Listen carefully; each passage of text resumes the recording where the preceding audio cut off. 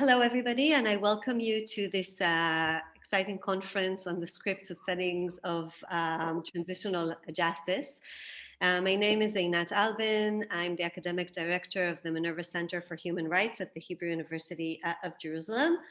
And the Minerva Center at the Hebrew University of Jerusalem and also Tel Aviv, the Center at Tel Aviv University, who are our partners for organizing this conference, have been engaged with the field of traditional justice for 10 years now. I have become more acquainted with this field during this past year after starting my job as the academic director of the center. And I've learned that even though the boundaries of transitional justice are quite unclear, and there is no definition of what is transitional justice, what kinds of procedures are included within it, what exactly are the processes that come within transitional justice. At the heart of the theory and practice of transitional justice lies a very unique logic of reconciliation, of empathy, of voice, of stories, of recognition, of finding ways to live together and still make justice, even in situations in harsh and extremely complicated conflicts that are shed with blood, tears, and hatred. During this past year in Israel, there were many situations and junctions in which turning to this logic, the theory and practice of transitional justice, could have been very beneficial to think of paving ways to a better future within our region. We could have thought about the conflict that we just had a few weeks ago in the mini war between Arabs and Jews within Israel, and of course with the Palestinians, through the glasses that the theory and practice of transitional justice provides us to think of how to reconciliate and how to address issues of speech on social media by using the tools of transitional justice. We could have even thought about debates around the green pass of the coronavirus through this idea of transitional justice, and I think it would have opened up many avenues to go through to achieve a better future for us all.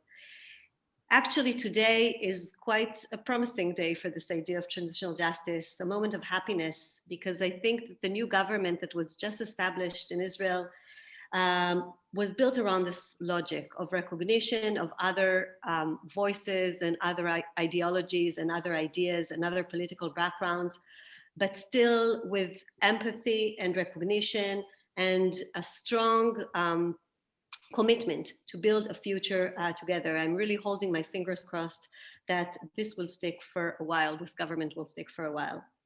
Scripts and settings are of crucial importance to reach these goals that lie at the heart of transitional justice.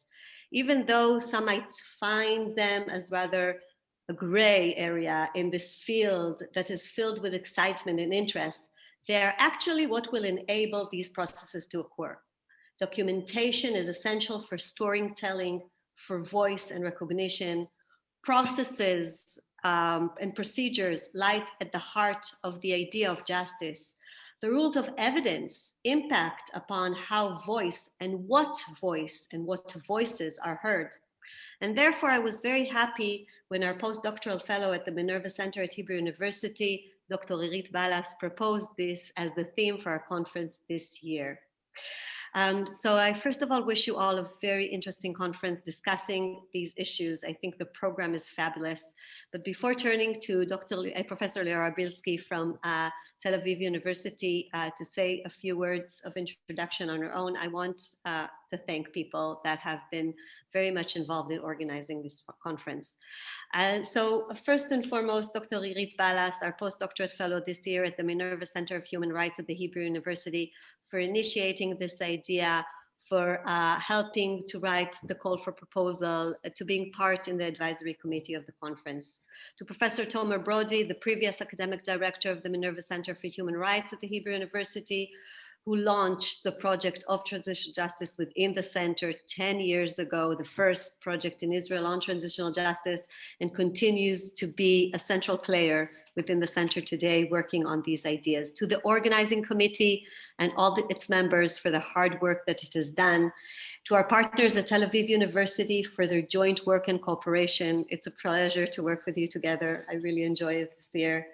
To Danny Evron, to Anat Mishali, and to Darinov from the center at the Hebrew University, who are the ones doing the hard work behind the scenes. This could not have happened without you. So I again wish us all a very interesting and illuminating conference. And Professor Leor Bielski, the floor is yours. Thank you, Anat. I'll be very short because I'm really looking forward to our keynote speaker who is sitting here with us. So first of all, welcome Professor Heller, and also welcome Anat to taking on the role of the director of the Minerva Center in Jerusalem. Here in Tel Aviv, we are looking forward to continuous work with you. I'll say just a few words. I wanted to welcome everybody on behalf of the Minerva Center for Human Rights in Tel Aviv University. This is our second Transitional Justice annual conference, and it's also the second Zoom conference. Hopefully, maybe next year we won't have it in Zoom, but I don't know yet. The subject of this year is especially exciting for me because it deals with procedures, which is very close to my heart. And we have a very rich program, and I'm looking forward to hearing and discussing all the issues. I wanted to say that we have some innovations this year. We have a roundtable of practitioners. We have a conversation between two writers of books on private law and transitional justice. One of them is I, so I'm really excited. But I really want to welcome here our keynote speaker, Professor Kevin Heller, with a very interesting topic, Nuremberg as the first transitional justice. I'm really looking to hear how he's breaking away from criminal law to explore a much broader understanding of Nuremberg and how this field developed by going backward. So, so I welcome you all here, and I'm looking forward for the next 3 days, I think, right? So join me in welcoming Professor Heller, and thank you. Oh, last but not least, I wanted to thank Rachel Klatzborn from Tel Aviv University, from the Minerva Center, whose work behind the scenes and in front of the scenes is essential for our center. And very last, we have three doctoral and postdoctoral students in our programs in Hebrew University, Tel Aviv, and in Germany, and all of them are taking part in this conference this year. So I wanted to say thank you to Irit Balas, to Dana Alexander, and to Julia and Mesteva. I hope I pronounce it well, for joining us and for enriching our conversation, and to Limor Yehuda, who was responsible for transitional justice here in Tel Aviv this year. So thank you, all of you. Thanks. So I suppose over to me. Thank you so much. I can introduce you, Kevin. Oh, you're going to introduce me. Okay. You were at the end of the... It's really awkward on Zoom, but I'll introduce you as if you need an intro. You need no introduction, but nevertheless. So I'd just like to join Einat and Liora and all the thanks, everyone involved in organizing this conference and the conference committee. Certainly Irit Balas is the driving force in designing the concept or the idea together with everyone else, of course, but in floating the word that shall not be named, which is procedure, because a lot of this is really around procedure, but we try to avoid as much as possible using the word procedure, and also to acknowledge the the support of the Max Planck Gesellschaft Foundation and the cooperation with the Max Planck Institute. And I think Yulia Arntseva is the representative here at the moment. So it just falls to me to introduce Professor Kevin John Heller. And maybe a bit later on, hopefully we'll have time for some discussion and conversation. So I'll be able to assist in that and to moderate it in the ways that we've become accustomed to in Zoomland. Hopefully this will be the last time or the last annual conference, at least, that we'll be conducting in this way. And Kevin, of course, we'd like to welcome you over here physically, hopefully in the near future. So Kevin John Heller is a professor of international law and security at the University of Copenhagen and professor of law at the Australian National University, holding a PhD in law from Leiden University and a JD with distinction from Stanford Law School. His books include the Nuremberg Military Tribunals and the Origins of International Criminal Law, which are, of course, closely related, including some very insightful chapters on the scripts and settings of the Nuremberg trials, highly relevant to this discussion today, and the hidden histories of war crime trials from 2013, edited with Professor Jerry Simpson, and lots of other publications and books that we won't waste time on mentioning them all, and of course also working as a practitioner in areas of international criminal law with respect to the ICTY and in other contexts, and affiliated with Doughty Street Changers in London. I still believe that that's the case. And Professor Heller will be talking about the Nuremberg trials and denazification as the first transitional justice program, which in itself, from a historical perspective, can raise some eyebrows, because people like John Elster have gone back as far as ancient Greece and certainly the French Revolution, but from different perspectives. So I'm really delighted to welcome, so to speak, Kevin. And over to you. We'll have about 35 or 40 minutes or less of your talk, and we'll be able to collect. I'll be collecting questions throughout on the chat functions and other modes of communication. So I'll try to collect them all. So we'll have a concentrated discussion towards the end of the talk. And this is, of course, a keynote for the entire conference. So thank you very much, Kim, for being here. Well, thanks, Tamara. I appreciate the kind introduction, and I'm very honored and gratified by the invitation to give the keynote. Also a little surprised. I don't think anybody would ever kind of confuse me for a transitional justice scholar. I'm only, I'm assuming that my friend Rudy Teitel didn't want to give back-to-back keynotes, and you had a hole to fill, and that's how I got the invitation. But I will try to make the most of it anyway. Yeah, so hopefully I will talk for no more than 35 minutes. I hope I say something interesting, and we can have discussion afterward. So with that, let me just launch in so we don't waste more time.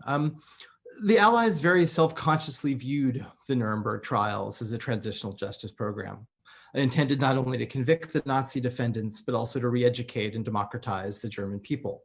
So here's what Telford Taylor said in his opening statement in the medical trial.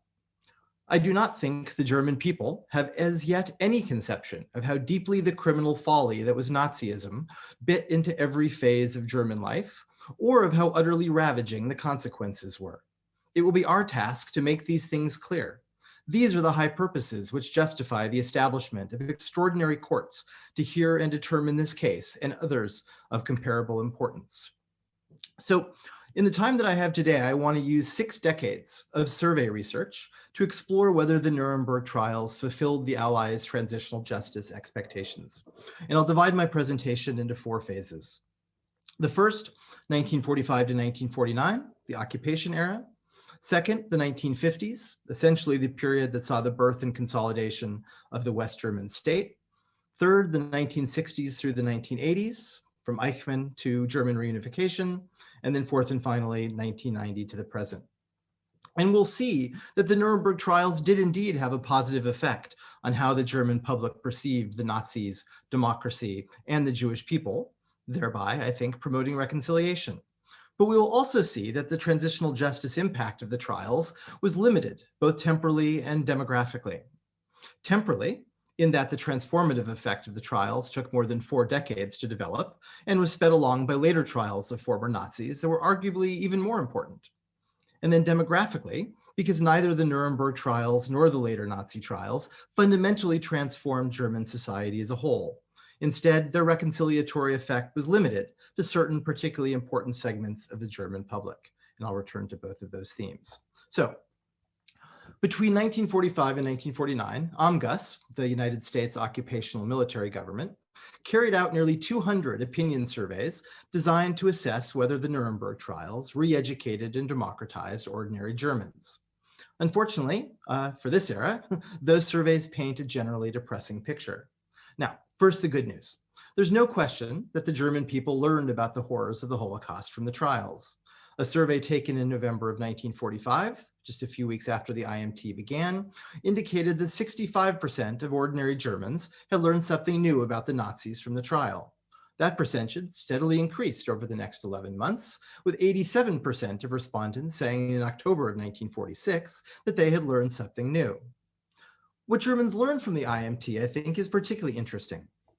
In the 1945 survey, 29% said that they didn't know about the existence of the concentration camps until the IMT trial. By the 1946 survey, that percentage had increased to 57%.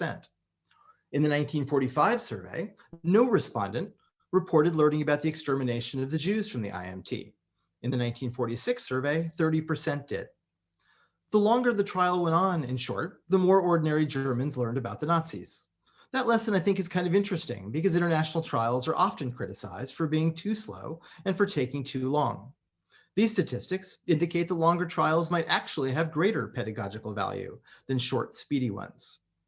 Now, unfortunately, although the Nuremberg trials educated ordinary Germans concerning the horrors of the Holocaust, they had little effect on how they perceived the Nazis and the Jews and whether they supported democratization.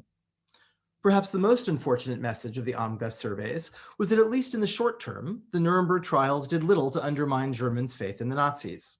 On the contrary, in November of 1945, 43% of Germans believed that National Socialism was, quote, a good idea badly carried out.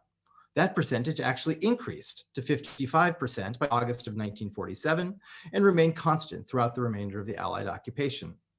Similarly, the percentage of Germans who thought National Socialism was a bad idea steadily dropped, from 41% in November of 1945 to about 30% in May 1947.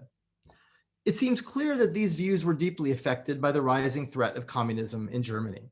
The percentage of Germans who preferred National Socialism to communism increased from 19% in November of 1945 to 43% in February of 1949, while the percentage who preferred communism to National Socialism dropped from 35% to a mere 3%. The IMT also generally failed to convince ordinary Germans that the Nazis were responsible for the war. At the end of the IMT trial, only 28% felt that Germany was to blame for the outbreak of World War II. 52% said that the Versailles Treaty was a primary cause of the war. 54% believed that Germany had invaded Poland to protect ethnic Germans who were living there. And 41% rejected the idea that Germany had tortured and murdered millions of helpless Europeans. Germans were also divided over which parts of the Nazi state were responsible for the war and the Holocaust. They generally believed that the Gestapo, the SS, the Reich Cabinet, and the leadership corps of the Nazi Party were the most responsible. By contrast, they generally refused to assign any responsibility to the SA or to the army, including the High Command and the General Staff. Now, of course, that split decision essentially paralleled the IMT, which found that only the SS, the Gestapo, and the leadership corps were inherently criminal organizations. Germans were particularly hostile to the idea that German industry was responsible for the war, despite the fact that the Allies had gone out of their way to prosecute industrialists in the, of course, Röchling, Flick, Farben, and Krupp trials. In January of 1948, barely 50% of Germans believed that German industry's responsibility for the war was either great or very great. More than anything, though, ordinary Germans rejected the idea that they themselves were responsible for the war. In December of 1946, not long after the IMT trial had ended, 92% of Germans rejected the idea of collective war guilt, and only 51% believed that ordinary Germans bore any responsibility whatsoever for the Nazis' atrocities. And interestingly, and here we see echoes of public opinion in authoritarian regimes today, the groups most likely to reject German responsibility for the war were the less educated, the old, and the lower socioeconomic classes. Unfortunately, the Nuremberg trials also failed to reduce anti-Semitism and racism among ordinary Germans in this era. There was only a slight decrease in anti-Semitism between December of 1946 and April of 1948. The percentage of Germans considered intensely anti-Semitic dropped from 18% to 14%. The percentage of Germans considered moderately anti-Semitic dropped from 21% to 19%. More disturbing, however, was the response to a survey question that asked Germans whether they believed, quote, that some races of people are more fit to rule than others. In December of 1946, 34% answered yes to that question. By January of 1948, 2 years later, that percentage had actually increased to 43%. Finally, there's little evidence that the Nuremberg trials made ordinary Germans more receptive to democracy. A series of surveys conducted between February of 1947 and January of 1949 asked Germans whether they preferred a government offering, quote, economic security and the possibility of a good income to one guaranteeing free elections, freedom of speech, a free press, and religious freedom. The results barely changed over time. 60% chose economic security, while less than 30% chose guaranteed democracy and individual rights. Moreover, a variety of perspectives on democracy associated with National Socialism persisted throughout the IMT trial. As the trial drew to a close, 1946, 15% of Germans were willing to suppress left-wing parties. 18% agreed that a dictator was important to creating a strong nation. 29% were willing to censor publications critical of the government, and 33% believed that Jews should not have the same right as others. So, from the standpoint of transitional justice, the Nuremberg trials were almost a complete failure in the immediate post-war era. Yet for some reason, the failure of re-education and democratization didn't actually reflect dissatisfaction with the IMT itself. During the trial, the percentage of Germans who thought the IMT was fair held steady at about 80%, while only 4% thought that the trial was unfair. 70% thought that all of the defendants were guilty, while the percentage that believed all of the defendants were innocent dropped from 5% in December of 1945 to less than 0.5% in March of 1946, an amazing achievement. And if any of you know which defendant was the most widely believed to be innocent, you can put your answer in the chat, and I'll mention the answer a little bit later. 60% of the people surveyed felt that the indictment of Nazi organizations was justified, with only 25% viewing organizational liability as unfair. And after the verdicts were announced, 60% of Germans thought that the sentences imposed were appropriate, while only 9% believed that they were too harsh. So that's the first era. Let's move to the second era, the 1950s. The birth of the Federal Republic of Germany in 1949 ushered in an era of what historians have called collective amnesia, one in which the new West German government, German church leaders, and veterans organizations did everything they could to delegitimize the Nuremberg trials. Now, I tell the story of how the Allied war crimes program collapsed under the combined weight of German pressure and the Cold War in my book on the NMTs that Tomer was kind enough to mention. Not only did most of the convicted defendants serve only a few years in prison, including many who'd been originally sentenced to death, the last non-IMT war criminal walked out of Landsberg prison in May of 1958, less than a decade after the war crimes program had ended.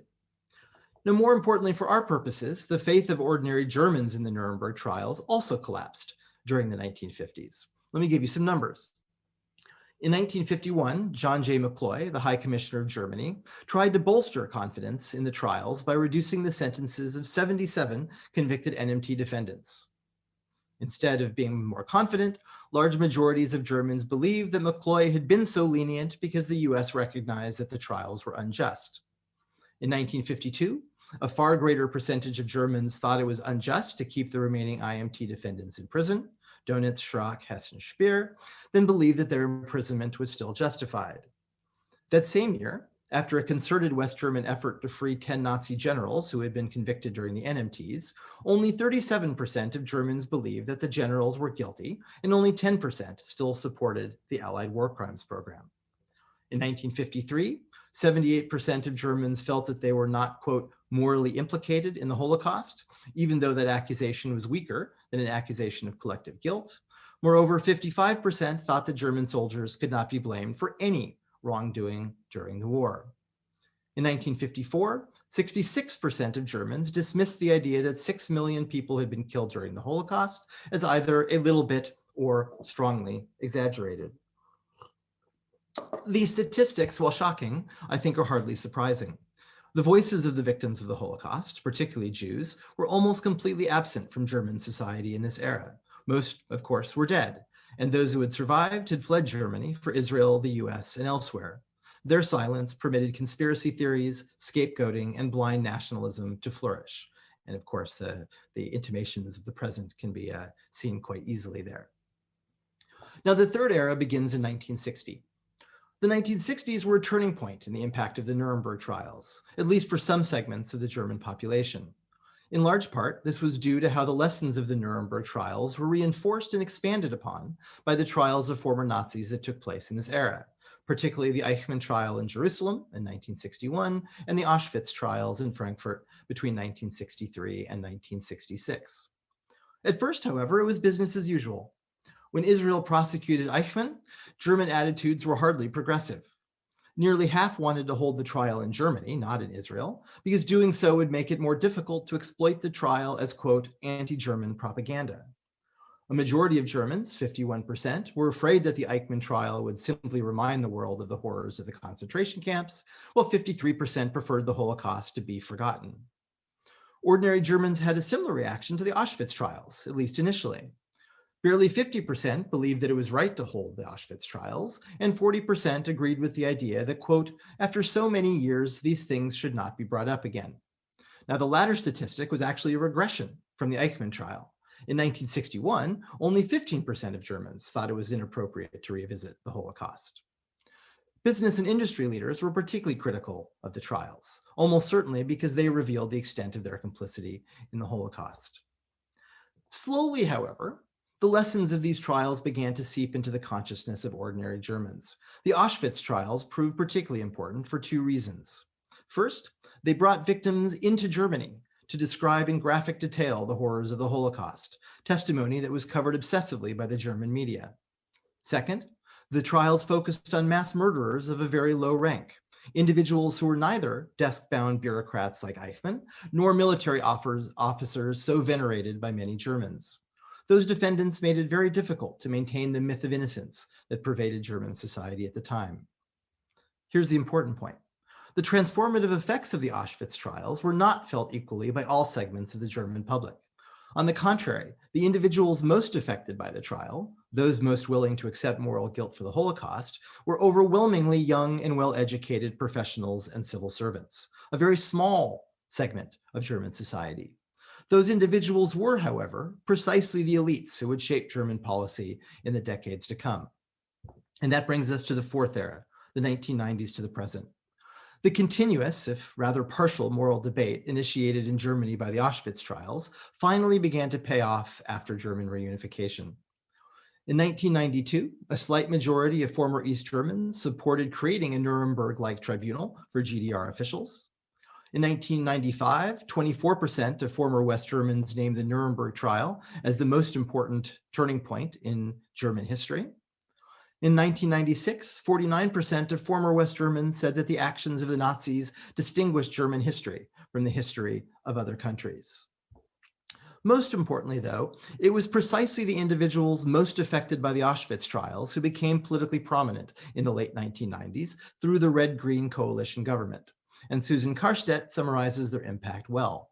She says, the way the Red-Green government, quote, dealt with Germany's Nazi past integrated two approaches which had so far belonged to two opposing political camps and had thus been mutually exclusive.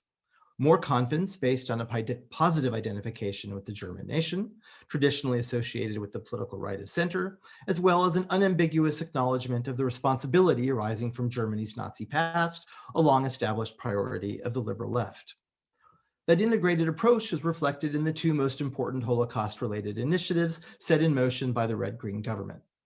First, the creation of the Memorial to the Murdered Jews of Europe in Berlin in 1999, following a decade of heated debate.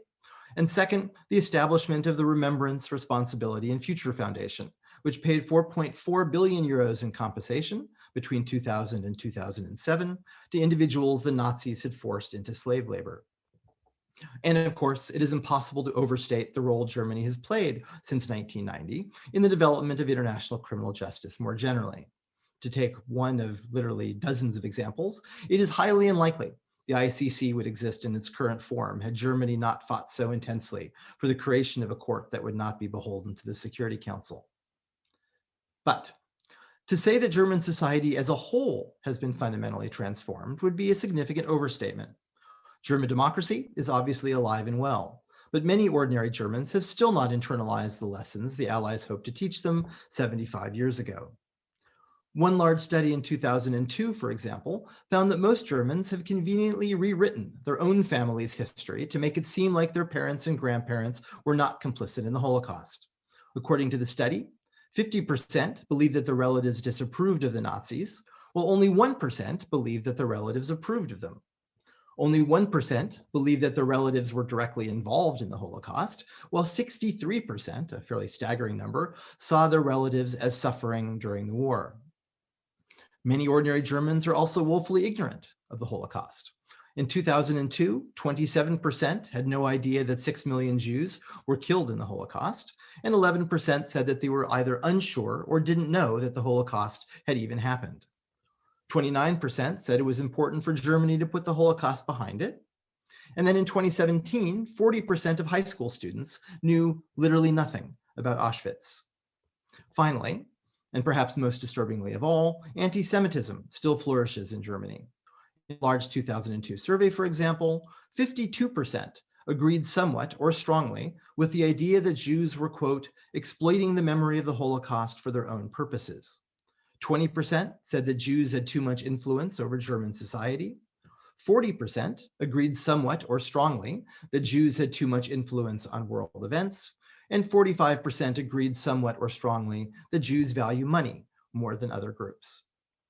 So, what can we learn from this history?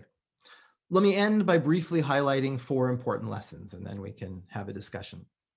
The first lesson is that it is a fool's errand to make prosecutorial decisions on the basis of transitional justice considerations. Suspects should be put on trial because they deserve to be prosecuted, not in the hope that trials will fundamentally transform how a society understands the conflict in question. They almost certainly won't, at least not the entire population. For some, trials will indeed be the source of collective memory, but for others, they will be the cause of collective amnesia. The second lesson is that transitional justice is a long game. We cannot expect the re-educating and democratizing and reconciliatory effects of criminal trials to be felt overnight. The people who are involved in the conflict, whether as perpetrators or victims, will likely not be ready to assess the conflict's legacy in a fair and sober way.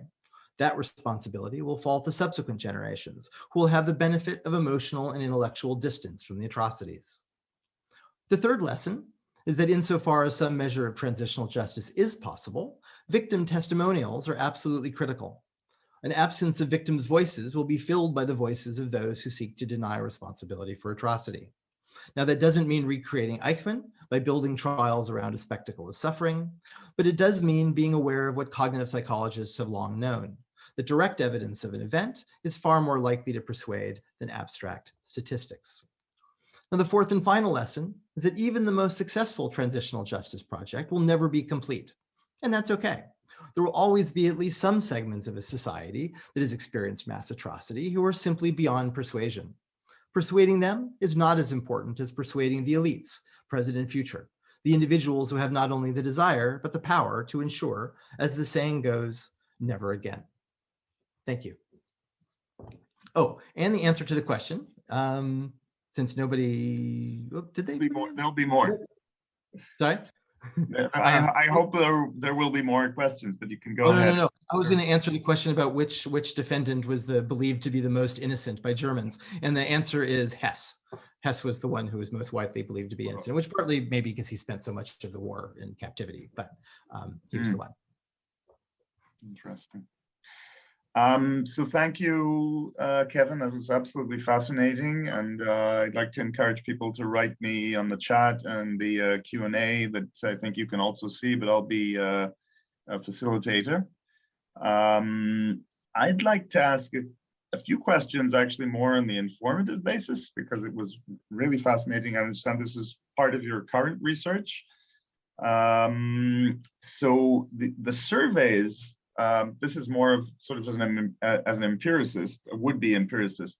So who actually conducted these surveys? How were they conducted? Maybe you can give us a little bit more background, because there are a lot of statistics that are extremely interesting, but maybe a bit more background about, and also the motivation. In other words, who was conducting these surveys and for which purpose? Were they conducted on the backdrop of assessing the effectiveness of denazification, or was there a bigger picture? And of course, I think another question is, and I might have missed it, but is there a difference between the different zones of control under the occupation of Germany, and what today colloquially we call East or West Germany, but at that period, then it would be a bit more complicated. So that's sort of the second question, and the third question is about, because the title of your talk also refers to denazification, and of course there are processes, this kind of war on issues of lustration,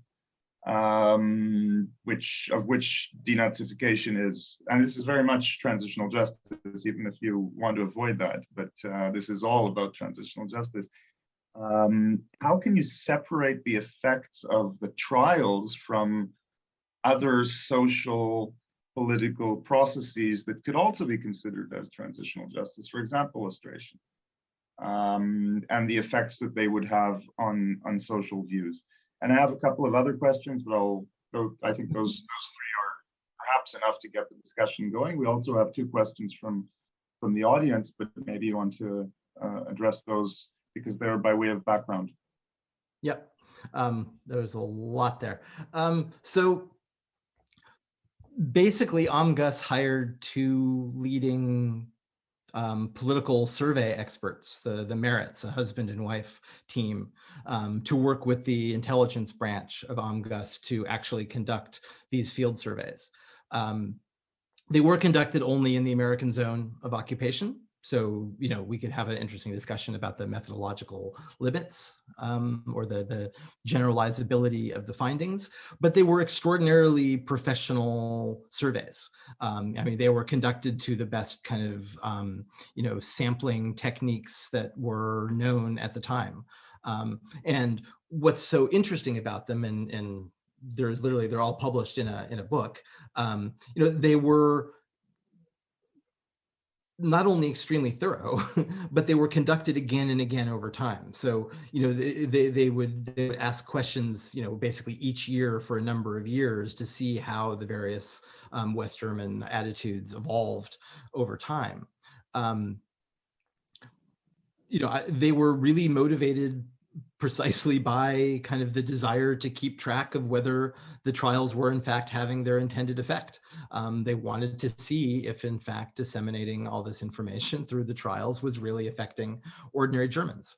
And so in that sense, it was really the whole project was very specifically motivated by transitional justice concerns. And what I think is interesting is that even though the surveys were conducted in the American zone of occupation, the results of the surveys were distributed to all of the allies and to all of the zones of occupation. And they really wanted all of the people who were involved in kind of administering post-war Germany to be aware of what the attitudes of Germans, at least in the American zone, were and how they were changing over time. So yeah, I guess that's kind of the background question. In terms of separating off the trials from denazification. I kind of regretted my title when I gave it to you, because I probably should have just said the Nuremberg trials as the first transitional justice program. You know, I mean, there are surveys that were done kind of German attitudes toward kind of denazification more generally. I don't have vast knowledge stuck up in my head of exactly what the results of those were, but it's clear that the farther away you got from kind of the overtly evil Nazis, the less the German public was willing to accept any kind of punitive actions.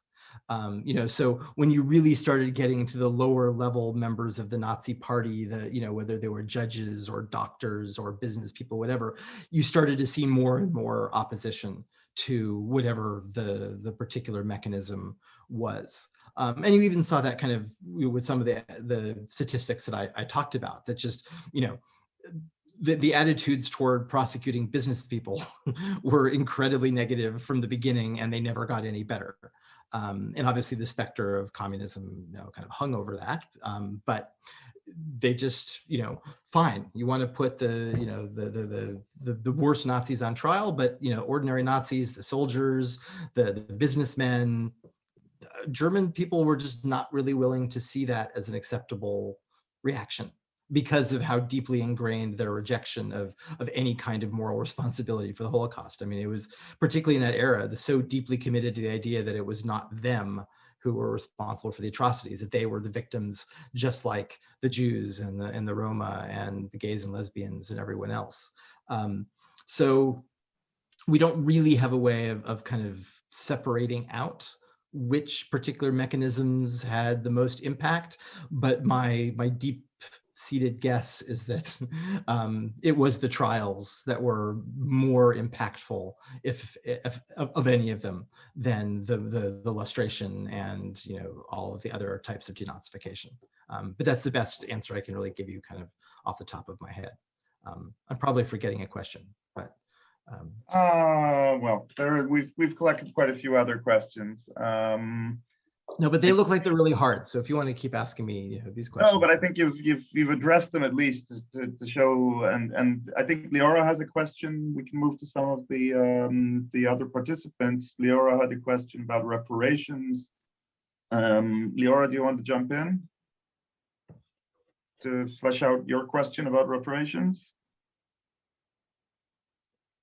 The question on chat was, what was the impact of reparations? Was it checked at all? So I'm assuming that the issue here is the Wiedergutmachung reparations, that you know, it may be a follow-up to my question about lustration. There are other elements of transitional justice that might have been considered as onerous to the onerous with an O, of course, to the German folk.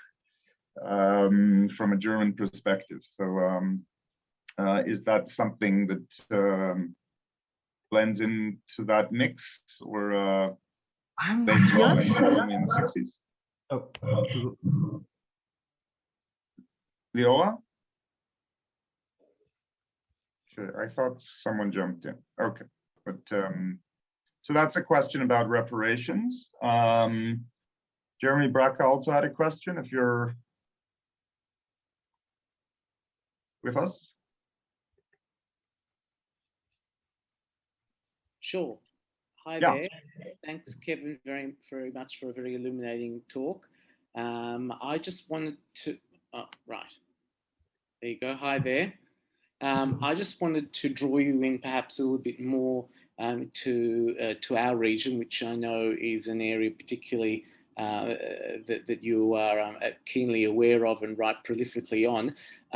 Given your fascinating critique of the limitations of criminal trials and your conclusion in achieving transitional justice goals, specifically social transformation, reconciliation, or collective accountability and wrongdoing, as was borne out just now in your presentation, I'd be interested if you could make a few comments on how you square that conclusion with the value of the International Criminal Court to Israel-Palestine, which is a topic you write a lot about. And perhaps if you could comment a little bit on why you think the transitional justice paradigm still very much preferences prosecutions. That's a very difficult question. I would hope so. I'm trying to avoid becoming too cynical too quickly. You know, I mean, to some extent, I think we're coming to the end of the era in which the first reaction of the international community is criminal prosecutions and international tribunals. I mean, certainly, you know, we had the heyday, right, with the ICTY and the ICTR and the Special Court for Sierra Leone and the ICC, you know, not because of any deep theoretical opposition to prosecutions, but because the international community is really tired of creating international tribunals and paying for these extremely expensive things. We see, e.g., the imminent collapse of the Special Tribunal for Lebanon. It seems like by dint of necessity, the international community has had to kind of move away from this kind of reflexive belief that prosecutions are going to do the task. I don't think most people ever really believed that prosecutions were going to be enough. You know, I mean, I'm certainly not against criminal prosecutions. I think they're important in terms of, you know, removing certain conflict entrepreneurs from a situation and kind of opening a space in which perhaps other forms of reconciliation can take root. But just looking at the Nuremberg trials, it's very difficult to be optimistic that in the short run, prosecutions are really going to have any reconciliatory effect. I don't know if I'm completely answering your question. Well, if I could just draw you into Israel-Palestine, yeah, please. Because I think that everything you've said is spot on. I just do question, though, the veracity of those assumptions in this region, where the dominant discussion of accountability is through the ICC, and almost all scholarly and academic attention devoted to accountability, it very much associates it with criminal justice and the ICC. And you yourself are a prolific writer and commentator on the ICC in Palestine, and you've just delivered a very scathing, fascinating critique of the legacy of Nuremberg and its limitations in terms of transitional justice, social repair. How do you square that with ICC in Israel-Palestine? Well, I mean, I guess the most important thing to say is that I think very few people writing on the ICC and Israel-Palestine have been kind of less enthusiastic than I am for their potential. I mean, part of my skepticism has been purely pragmatic, that Israel will be effectively uninvestigatable, and that the Palestinians should be careful for what they wish for, because if you're a rational prosecutor and you're going after the crimes that you can prove the most easily, they're probably Hamas rocket attacks and not, Israel's actions. Now, the West Bank obviously is a very different story.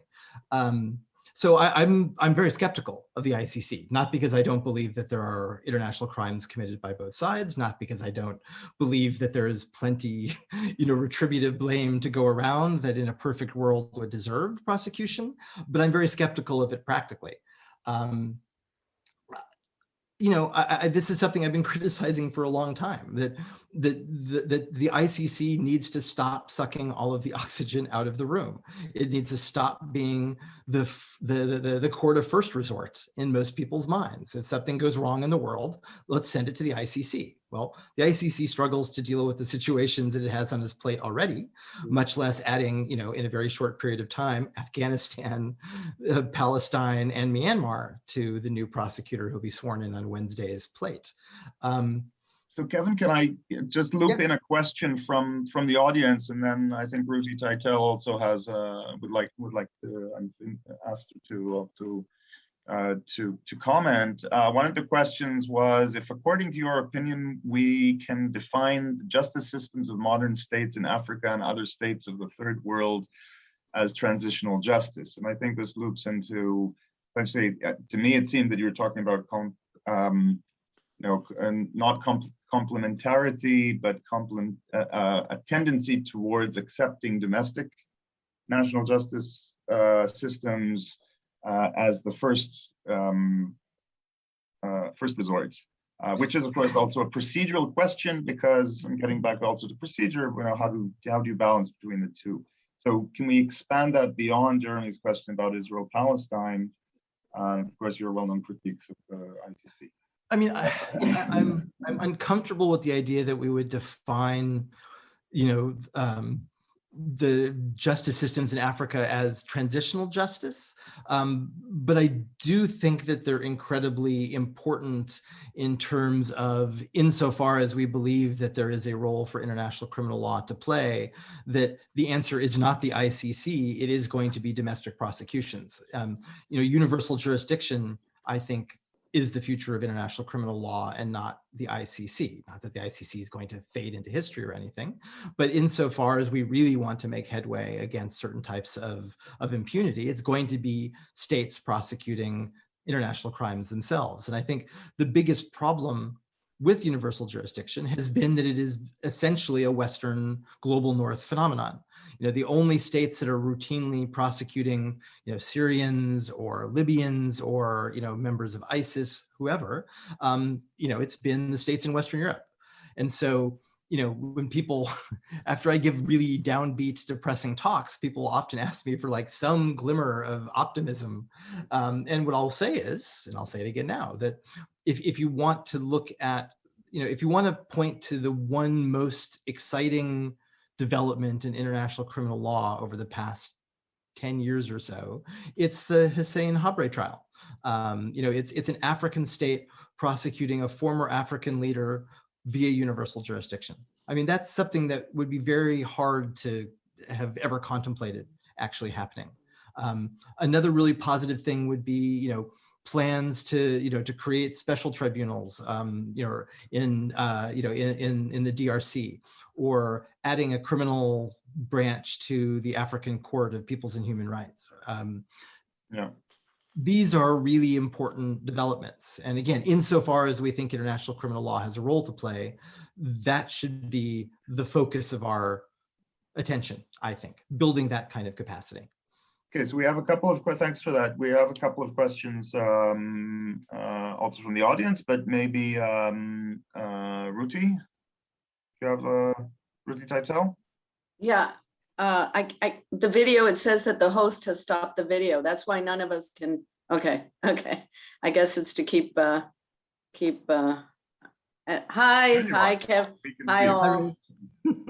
Thanks, Kevin. We still have about 5 minutes. Okay. More questions. I'll try to be brief. Anyway, thanks for your keynote and for joining us in Zoom land. And I just wanted to, first on Jeremy's, so just a couple of comments. One on your answer to Jeremy.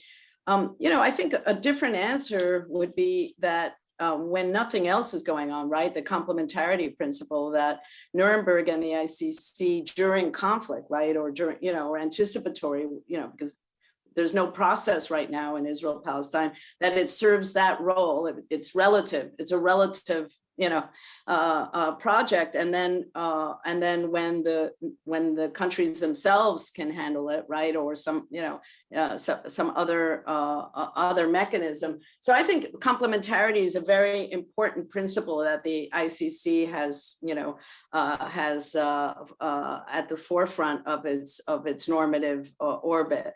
And and in a way you gesture to that by talking about universality, and there is an element where one could see the ICC as representing certain, certain agreement, right, that could undergird the idea of universality, certain normative agreement, at least with respect to the main offenses. So that's how I understand whatever the usefulness could be of the ICC investigation in the region, is if it could nudge the parties to responsibility. And I'm an advocate for a bilateral mechanism, but I think that, now there's some more political change in the region. Who knows, where one could go, but that would be my answer to Jeremy's question.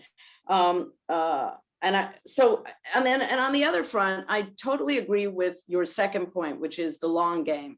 And as a scholar of transitional justice, with respect to a number of countries that have been at it for a long time, and I would say Argentina and Germany have been really leaders in this respect. One can see, significant changes over a period of time, and the relative usefulness of different approaches. So one can't overstate this. And in light of that, I wonder if there isn't a historical revisionism to evaluating Nuremberg today from a human rights education angle, right? When one considers that the central charge at the time, it was aggression, right? The US endorsed that and was the champion, the crime against the peace. And I just, wonder whether some of the surveys may not, the answer to the surveys in a way are kind of to the side here, because the Soviets neatly were able to avoid the charge of aggression, references to aggression at the time. And I think this kind of introduces a political relativity to the, this condemnation at Nuremberg. And so, the victor's justice aspect of it would be everywhere if one thinks of aggression as the central charge. Anyway, I wondered what you might say about that, and I'll leave it at that right now. And- Yeah. No, I mean, well, So, yeah, I'll add too, because I think this loops, Rudy's intervention also loops into two questions, in addition to sort of the Africa question before from Shmuel Yerushalmi, and then we have a question from Dimitrios Kurtis about the impact of the Nuremberg trial or its legacy on relevant processes in countries other than Germany. For example, so Dimitrios is talking about Greece, but of course the August trials in Poland, and Shoshana Bari goes as far as the United States. In other words, if there had been a conversation also American industrialists involvement in Nazi Germany, would that give more credibility to transitional justice? So I'm just adding that because we're running out of time, but it's. let me. Yeah, I mean, the last questions are really hard. I mean, not that Rudy's isn't hard. I think my response is a very minor disagreement with Rudy, with wrapped around complete agreement. I mean, so the disagreement is just an empirical one, which is, for better or for worse, the Allies really did want even the IMT to be something of a human rights trial. I mean, they really strongly articulated this goal that they wanted people to learn from them and to be changed in terms of their attitude toward Jews and the Nazis, etc. But I think your point is extremely well taken. And it actually, I see a question from, or a comment from INAT about, could the trials have been structured differently? I definitely think that whatever transitional justice effect the IMT would have had was probably minimized by the fact, as you said, that it focused on aggression.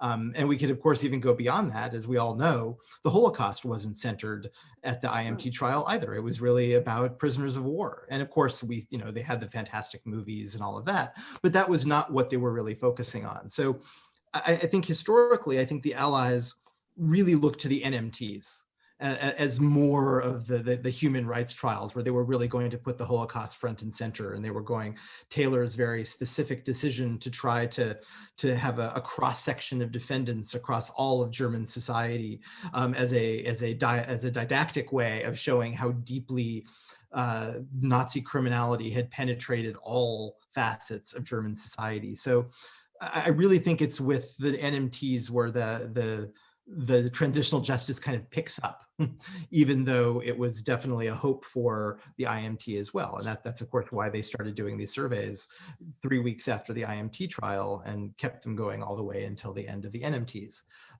But your point is very well taken. And I do think perhaps if the IMT had been structured differently, putting the Holocaust more front and center, not starting with, as you know, a couple of months of reading records into, reading documents into the record and putting everybody to sleep, that maybe because of how more covered the IMT trial was than the successor trials, maybe it would have had more of an effect on the Germans who were paying attention to the proceedings.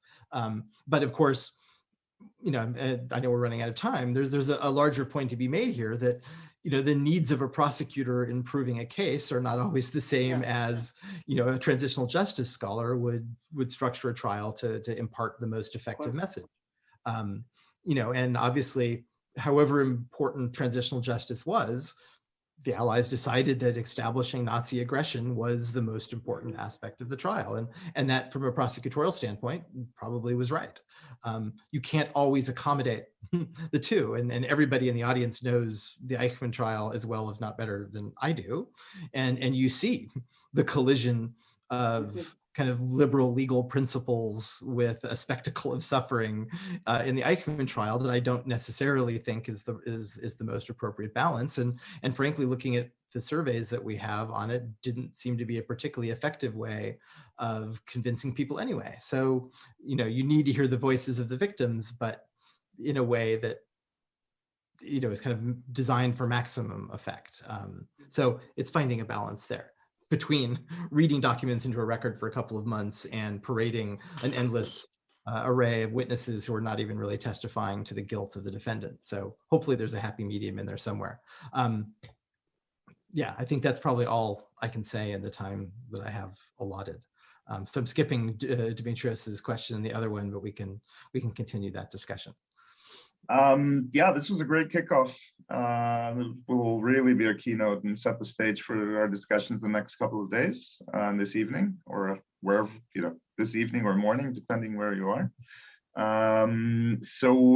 We'll take a break. Kevin, I really hope you'll be able to hang on, maybe not this evening, but join us again whenever. I will definitely time differences allowing, and also those in the United States. There may be also a couple of questions that were floated on the chat.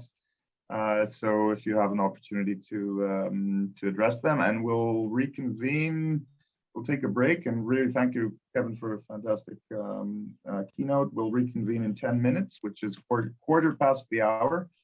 Again, I won't say, in Israel at least, it will be 5:15.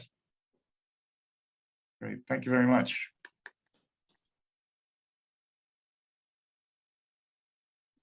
So hello, and thank you for everybody who's joining us. We are starting now our second panel on Truth Commissions, Process and Outcomes. My name is Renana Kedar, and I'm teaching law and digital humanities here at the Hebrew University of Jerusalem. I think it's a very appropriate continuation of the discussion on the limitations of criminal law and criminal prosecutions as a form of transitional justice, the potentials and limitations, as we now move to speak about truth commissions, which always was hailed as the great promise of transitional justice. So we have two speakers and papers today in our panel.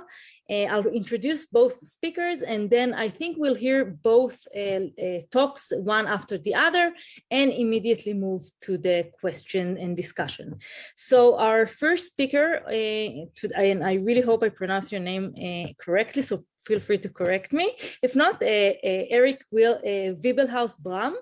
How did I do? Great. So Professor Wiebelhaus-Bram is an associate professor in the School of Public Affairs at the University of Arkansas at Little Rock. His research examines the politics of transitional justice and claims about transitional justice impact. Other streams of research address the political economy of transitional justice and diaspora mobilization around it. Eric will present a paper written together with Dylan Wright, who is not presenting today, on the role of global agenda setting in transitional justice and analysis of Latin American Truth Commission recommendations, shifting language. Our second speaker of today is Dr. Jeremy M. Braca, an Australian-Israeli human rights lawyer and academic. He was a postdoctoral fellow here at the Hebrew University in the Minerva Center for Human Rights and at the Max Planck Institute for Comparative Public Law in Heidelberg. He lectures in constitutional law, human rights law, international criminal law, and transitional justice, and he works extensively in the International Criminal Tribunals, in Israel Permanent Mission to the UN, Israeli Ministry of Foreign Affairs. And Jeremy will present his paper on Truth Commissions, Settings and Challenges for 2021, Truth-Telling About Colonial Past. So we'll begin with Eric, and then Jeremy. Each has 15 minutes, and then we'll go to the discussion. Please, Eric. Thank you very much. Thanks to the organizers for the opportunity. Looks like I need to, I'm getting a message that the host has disabled the participant screen sharing. So if that can be turned on. Thanks very much for the organizers for the invitation to participate. I'm excited to be here and I appreciate and I'm thankful and grateful for all of you who are able to join us today for my talk. So here we go. So the title is a mouthful, and thanks for Renana for giving it. In the paper, we deal with two questions. What we're interested in is first, what variation exists in the formulation and implementation of Truth Commission recommendations, and then we probe what the factors that might account for that temporal variation, both in the formulation and the implementation of recommendations. And I'll talk more about the data in a few minutes. It's derived from a large project that I've been working on with Ellen Scar and Yamima Garcia Gatos, but I'll come back to that later. Just as a preview of the big takeaways. When it comes to our findings, what we find is that truth commissions are often quite attentive to global and regional human rights developments, and they formulate recommendations that tend to go along with these broader developments. But at the same time, governments in general seem to feel relatively little pressure to implement these kinds of recommendations, even if there's greater attention to these kinds of rights. The second major takeaway is that recommendations that are posed by transitional truth commissions, by which I mean truth commissions that come in the immediate aftermath of political transitions, those recommendations fare better, by which I mean that they're more likely to be implemented than recommendations that are issued by those truth commissions that are post-transitional. And this kind of gets a little bit more to, at the extreme, what Jeremy's going to be talking about later, at least my understanding. Let's move on. First, in the paper, one of the things we reflect on is how time is used specifically with the literature truth commissions. And generally time is invoked in one of four ways. One is that there's a focus on the historical period, like the global era in which the Truth Commission is operating and what effect that might have on various aspects of the Truth Commission operation. A second way in which time is invoked is as I say on the slide, is in relation to society's political development. And so here what I mean is, does that Truth Commission come right in the aftermath of a transition, or does it come later, as I already alluded to? Two other ways in which time is often evoked in transitional justice and Truth Commission literature specifically. One has to do with sequencing. So like the timing of when Truth Commissions happen relative to amnesties or prosecutions or reparations, and et cetera. And then the fourth way in which time is often relevant when it comes to Truth Commissions has to do with the temporal dimensions of their mandate. What period of time are they authorized to investigate? So in this paper and in the presentation today, I'm going to focus on the first two ways in which time is often invoked in Truth Commission literature. I guess here's the obligatory slide. That's just probably not obligatory in this audience, but just to kind of clarify what I'm talking about is that we're looking at our understandings in the paper of what a Truth Commission is the temporary body that's that is not looking at ongoing events, but is looking at the past, engaging in the collection of evidence and testimony, and then ultimately seeking to produce a final report at the end of its temporary existence.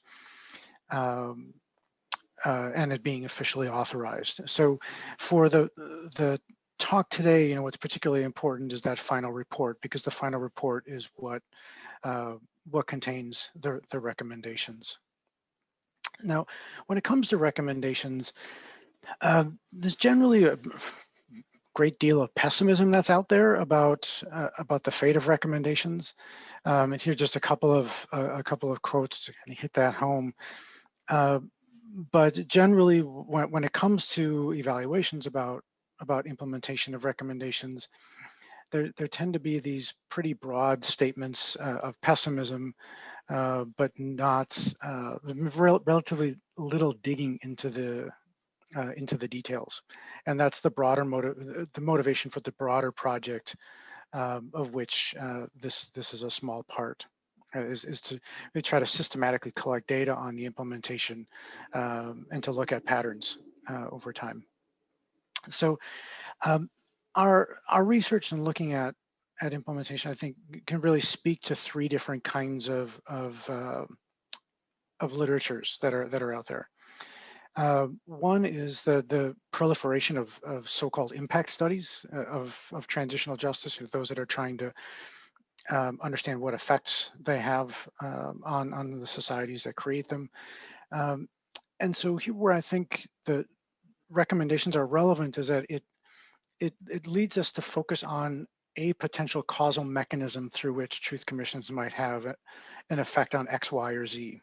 Now, I'm not arguing that the recommendations are the only or even necessarily the most important impact of a truth commission, but it represents a potential causal link between a truth commission and claims about their effects on human rights or democratization or other kinds of claims that are out there. We also speak to the research that does focus on recommendations, which tend to really focus on individual case studies. And the research that's out there, they tend to focus on a pretty small number of cases. And they tend to be studies that were done really in the immediate aftermath of the commissions themselves. So with some important exceptions, we don't really have a long-term analysis of recommendations and their fate. And there's also, we also kind of provide some more empirical data for those kinds of policy documents that are out there that are articulating kind of best practices about what recommendations should look like, which tend to be focused more on anecdotes rather than systematic data. So in terms of coming to the data, I'll tell you a little bit about where we get the data that we look at in the paper. So Ellen Scar, Yamima Garcia Gatos, and I spent 3 years with a Norwegian Research Council funded study collecting data on the fate of Truth Commission recommendations in Latin America. So we built a team, went out into the field, did interviews with former commissioners and staff, activists, and others who are involved in the process, archival research, as well as looking at secondary sources in order to build this data set. Just as a quick plug, Ellen and Yamima and I have 2 books based on the project that'll be forthcoming with the Intersentia. Should be before the end of this year. Now, in the paper, we don't do anything terribly sophisticated in terms of a methodology. What we in the paper that I'm presenting, we're basically looking at more descriptive statistics and bivariate relationships. So I'm trying to be cautious and feel free to point out where I've slipped up on this. I tried to be very cautious in terms of the causal claims that I'm trying to make. So here are the 13 commissions that we've collected data on in 11 countries.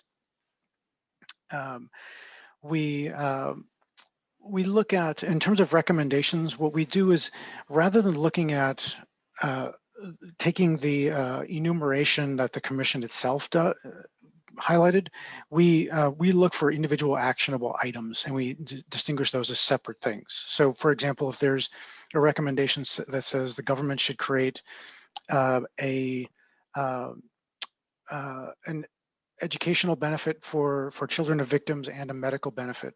Theoretically, the state could create one without the other. So we treat those as two separate recommendations for the purposes of studying their implementation. The broader project also distinguishes between whether the recommendation was highly implemented, by which we mean that it was fully enacted, from partially implemented, where there was some step that had been taken, but it wasn't fully enacted. Now, in this presentation, which in the interest of time, I'm going to kind of breeze through this. We focus just on distinguishing the highly implemented from others, sort of more conservative conclusions.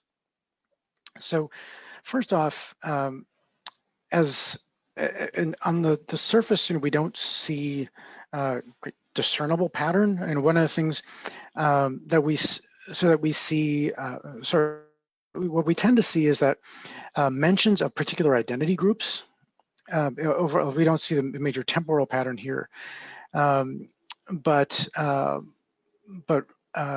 as I'll talk about and just highlight a couple of examples, mentions of particular identity groups tend to follow global and regional events that highlight the rights of these particular groups. But as I said at the outline, doesn't seem to follow. So if we move on for a couple of quick examples, the paper has some more examples here. So when it comes to mental health, the first mention is in Chile's 1991 commission, the Rettig Commission.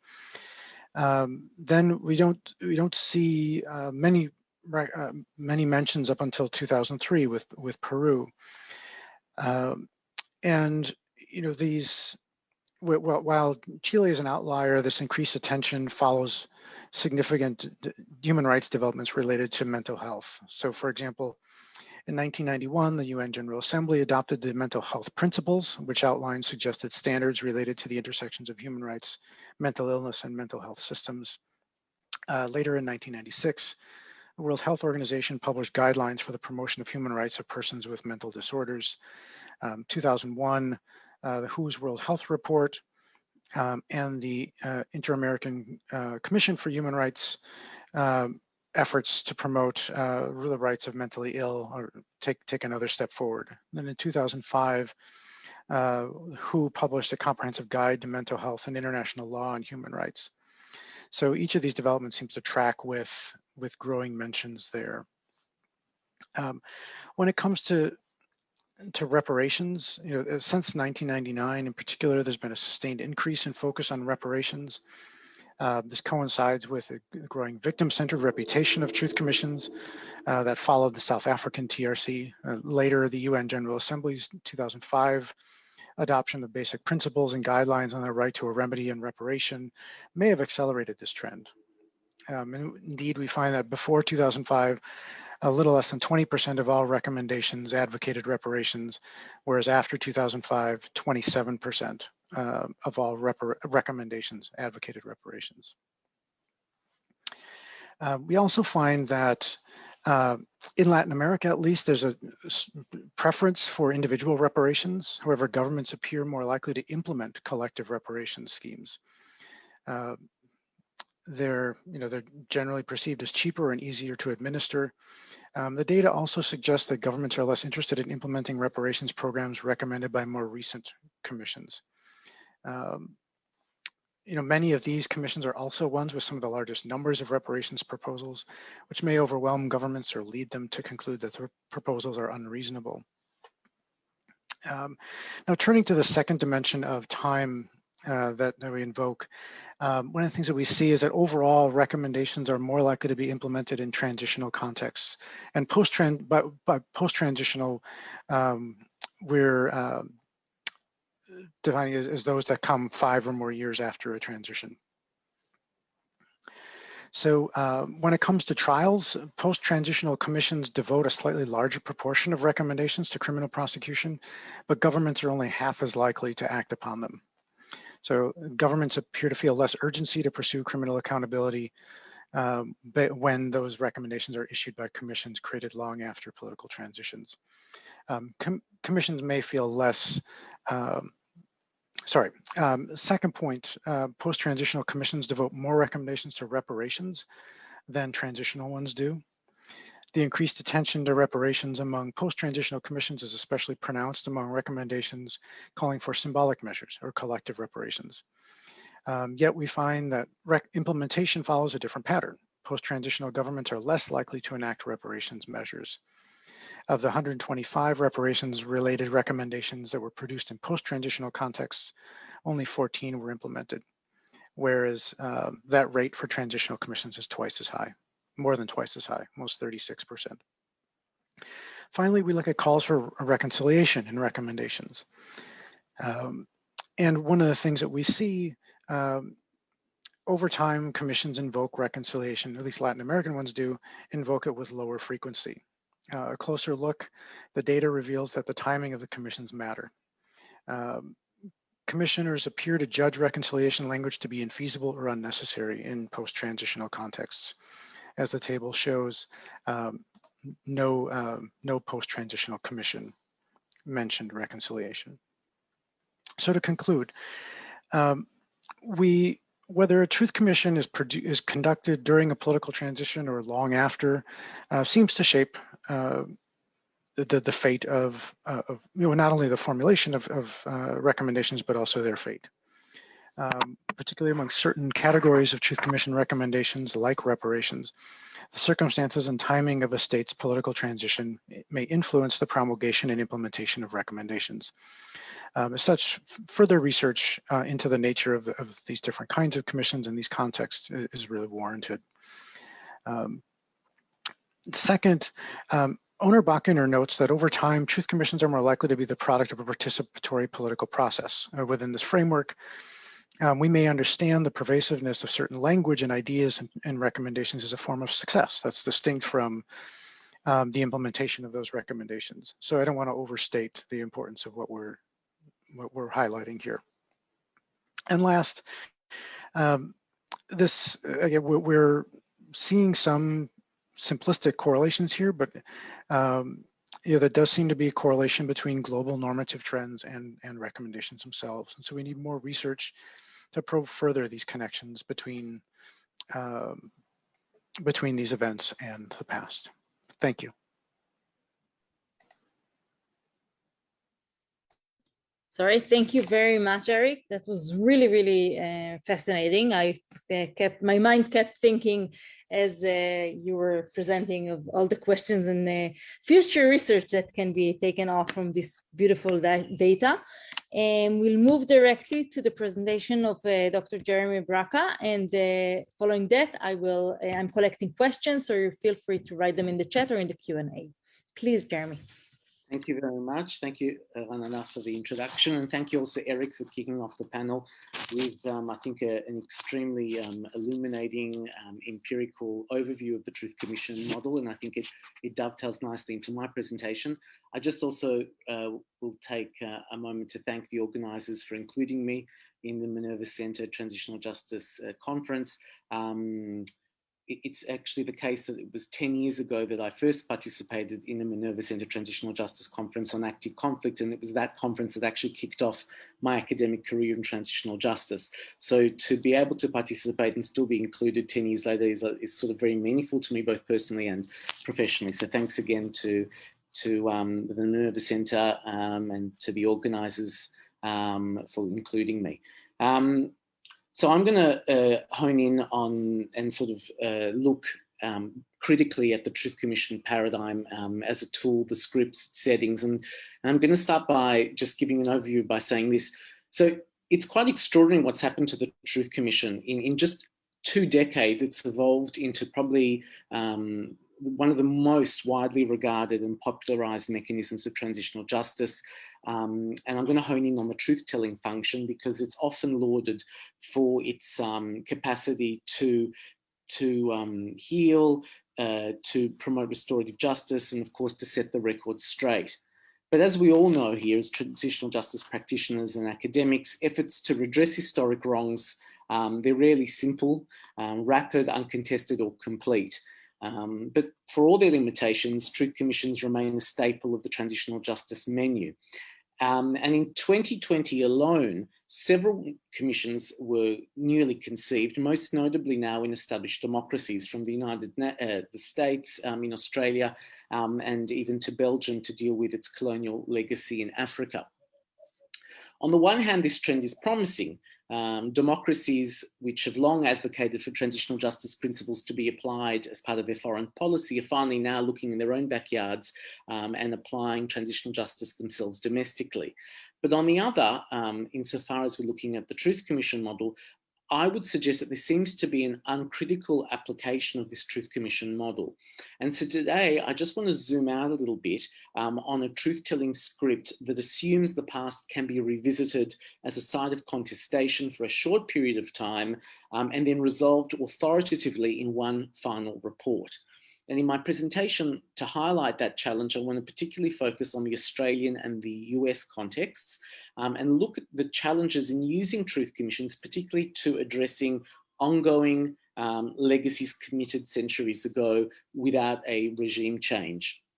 And ultimately, I'm going to end my presentation by suggesting that, in fact, the script of the Truth Commission perhaps should be grounded more modestly in concepts like empathy building and institutional engagement. So just a few words about the embryonic US and Australian Truth Commissions. As we have all witnessed, the recent police murder of George Floyd set off a wave of protests around the US demanding in a particularly new way that the United States finally confront its legacy of racial injustice, of social and economic inequalities. And in that light, earlier this year, Congresswoman Barbara Lee sponsored a resolution calling for the establishment of a Truth, Racial Healing and Transformation Commission. The purpose of this commission is to hold the US government accountable and advance reforms to dismantle systemic racism. The commission is supposed to have a very broad advisory role to address a legacy of oppression spanning 400 years and beginning with slavery. Now, to my own home country, Australia, Victoria, we have the URUK Justice Commission that was established as recently as last month in May this year. URUK means truth in the Wemba Wemba Indigenous Victorian language, and it will be Australia's very first formal truth-telling process and a significant step, ostensibly, in the government's attempts or path to forge state-based treaties with its Aboriginal communities. Side note, Australia, unlike other settler colonial democracies, has never entered into a treaty with its Indigenous population. So specifically, the URUK Justice Commission has a broad mandate also to report on historic injustices perpetrated since colonisation, massacres, what's called the stolen generation, wars and genocide, but also to look at ongoing systemic injustices such as policing, deaths in custody and child protection. Now, of course, the US and Australia, different contexts, but what we do see is there are some common threads here. And I'm just going to tease some of them out.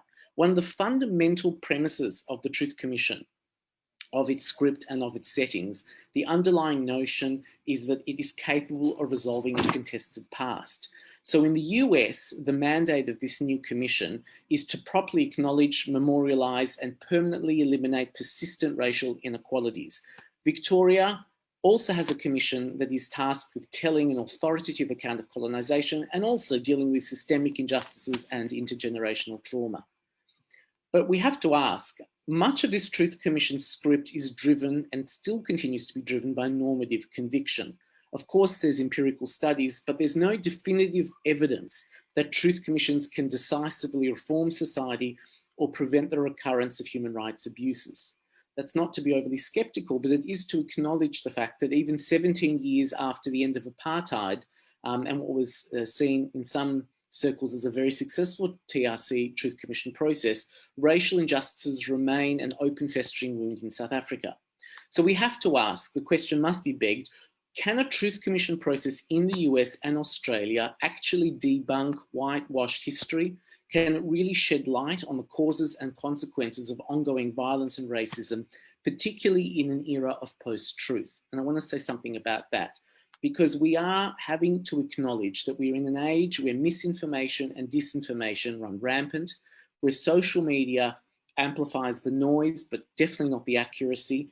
The capacity to engage facts authoritatively could be argued to be under siege. In many arenas, truth seems to matter far less, and factual accounts are weaponized politically. And this clearly has consequences for a Truth Commission in 2021. So why ought we to assume that the findings of a Truth Commission, even in mature democracies like the US and Australia, will not also be discounted as fake news or alternative facts?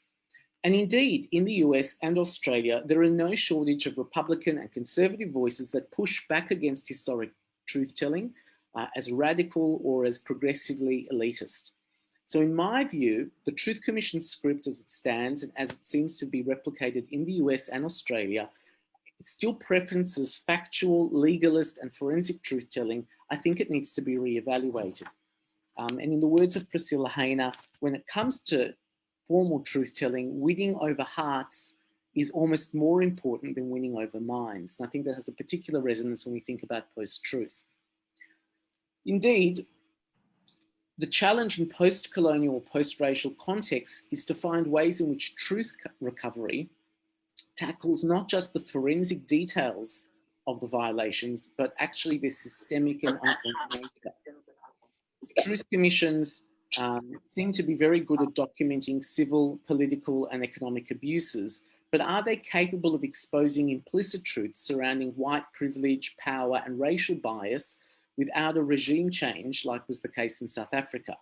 Indeed, democracies, specifically the US and Australia, have to come to terms with the fact that despite the law books and liberal rhetoric, their states were not founded equitably. The belief that these nations would uphold the founding principles of equality through the justice system or a Civil Rights Act has to be dispelled. So what we have here is a different kind of truth-telling, because we're having to face an original systemic sin. We're having to do this without regime change, and we're not just talking about incidents of political violence like disappearances or executions. And therefore, we must ask, how equipped is the script of the Truth Commission that's being replicated in the US and Australia? How well geared is it to be able to reframe national discourse in this kind of political context? Now, I just want to say something also about accountability, because I think that's also so very important here, because the legacy of harm in both the US and Australia involves multi-generational trauma. And it's the language that's used by both commissions. But the Truth Commission model as we know it, and again, as has been sort of referenced in these current blueprints, it frequently focuses on the recent past and a defined class of perpetrators. But indeed, racial injustice in the US and Australia, rather than being an individual phenomenon of bad apples, is pervasive. Or to put it in other language, in the words of the mayor of Columbus, after another police shooting of an African American, he said, "How did we get here? Some are guilty, but all of us are responsible." So how does truth-telling through the Truth Commission script invoke collective responsibility for violations committed hundreds of years ago? Arguably, a belief in racial innocence still dominates political structures and hides systemic and institutional racism. So for example, a public text book in high schools in Texas still referred to enslaved African Americans as workers who were transported to the US. Similarly, in Australia, national reckoning with the past faces strong resistance. The legacy of colonialism is often ignored or outright denied. And I think that we do need to question whether the Truth Commissions, as we're considering them, are geared to foster responsibility for a distant past, and particularly whether they're going to be able to resonate with the wider community. So a cautionary tale here is that the Truth and Reconciliation Commission of Canada was very successful on some levels. It provided meaningful acknowledgement and potential healing for survivors of the Indian residential schools. But while the commission operated for around 7 years across Canada, the average white Canadian knows very little about it. So in short, meaningful truth-telling can't just be preaching to the converted. It has to be dependent on reaching a wider public. And I think that is something that needs to be reevaluated in the scripts of truth-telling for the US and for Australia. Finally, the Truth Commission script also entails a final report. Eric spoke a bit about that, and recommendations to repair harm and prevent ongoing violations. But it is worth pointing out that final reports are also deceptive. And again, without being overly skeptical, it's important to note that for all their hype and fancy ink, and in South Africa, there was 5 volumes of final report, many commissions from Guatemala to East Timor, and of course also South Africa, were ultimately hampered by political inaction, underfunding, and low bureaucratic capacity. And so again, when we look at the US and Australia, we have to say the outcomes of these truth commissions, it bears recalling to African Americans and to Indigenous Australians, those outcomes are probably as significant, if not more so, than the process itself. And if these truth commissions fail to practically deliver, recommendations will just be rendered meaningless, or at worst, once again, will be considered to be cynically self-serving, because of course, arguably, even acts of official acknowledgement by settler white colonial states are diminished by the positively colonial political context in which they are published. So in sum, I think it's fair to say that both the US and the Victorian Truth Commissions are very ambitious, both temporally and substantively, and justifiably so. I can understand the temptation to over-mandate. Both reach back hundreds of years, both deal with socioeconomic abuses, but both are also trying to deal with systemic and persistent civil and political abuses. But I just want to note that, you know, when the US Commission talks about, incorporates the term racial healing and transformation in its title, and the Australian Europe Commission talks about, again, healing and finally resolving intergenerational trauma, perhaps we need to reflect more introspectively and modestly and think that perhaps the script tends to over-promise and under-deliver. Because from Latin America to, of course, South Africa, truth commissions tend to disappoint those who expect them to deliver more. And therefore, it's my view that truth commissions should possibly consider leaning, especially in these contexts, more modestly on concepts like empathy and institutional engagement. Empathy is the ability to appreciate another's needs and human experiences. Empathic emotions include compassion, sensitivity to suffering, and self-identification. And they're perhaps a bit less Pollyanna than terms like transformation and healing, or even reconciliation, which Eric indicated has started to drop off in the post-transitional contexts. Finally, I just want to perhaps note one source of creative inspiration that comes from the US state of Alaska. So most recently, the First Alaskans Institute is holding a local truth-telling process, a truth commission, where representatives from institutions who perpetrated adverse policies against First Alaskans are invited to physically attend the hearings, and they're called accountability partners. And they're encouraged to come to sign a contract saying they will first listen to the public hearings, they will agree to acknowledge some basic truths about the past, which I think in our post-truth world is important. But subsequently, the representatives are then asked to conceive a policy-level response to what they've heard and to repair and prevent future harm to First Alaskans. So what we have is not just truth-telling, but it's actually doing something about the truth-telling. And I think it's a creative example of empathy building and institutional engagement, which might perhaps serve to modify some of the Truth Commission script. So to conclude, meaningful truth-telling in the US and Australia will require forging alliances and allies across the political spectrum, and it demands, to this end, mainstream empathy and institutional engagement. And for many African Americans and of course Indigenous Australians, redressing systemic and ongoing harm is paramount, and I'm not sure that the current Truth Commission script can meet this tall order, but at the very least, if we widen the net of accountability and the lens of fact-finding, perhaps it might improve the Truth Commission paradigm and model for 2021. Thank you. Thank you very much, Jeremy, for a very illuminating talk, and thank you both our speakers. We have already several questions in the chat. I'll start with Professor Teitel. Do you want to just ask on camera? Yeah, can you, okay. It says that you don't allow me to be on camera. It's not in my power, but I think we can have that. Well, it's not in mine either. Yeah, they just closed mine too. It's kind of a collective punishment. Okay, well. Can we open the video for Professor Teitel, or? If not, I can speak from the. You can open if you just press on video. I cannot force you to open, but you can open if you press open. No, I now it works. I pressed before. Great. Hi, everybody. Thanks so much for your panel, both speakers. So I have one comment to each. So to Eric, you know, the project of evaluation is very significant now in transitional justice because we're talking about decades later, and there are a handful of scholars who have been engaged in it. I believe a commission in Canada has on a regular basis been engaged in evaluations. And I guess my question there is, given the globalization of transitional justice and the fact that it's being deployed, different modalities deployed, different periods, including anticipatory to transition.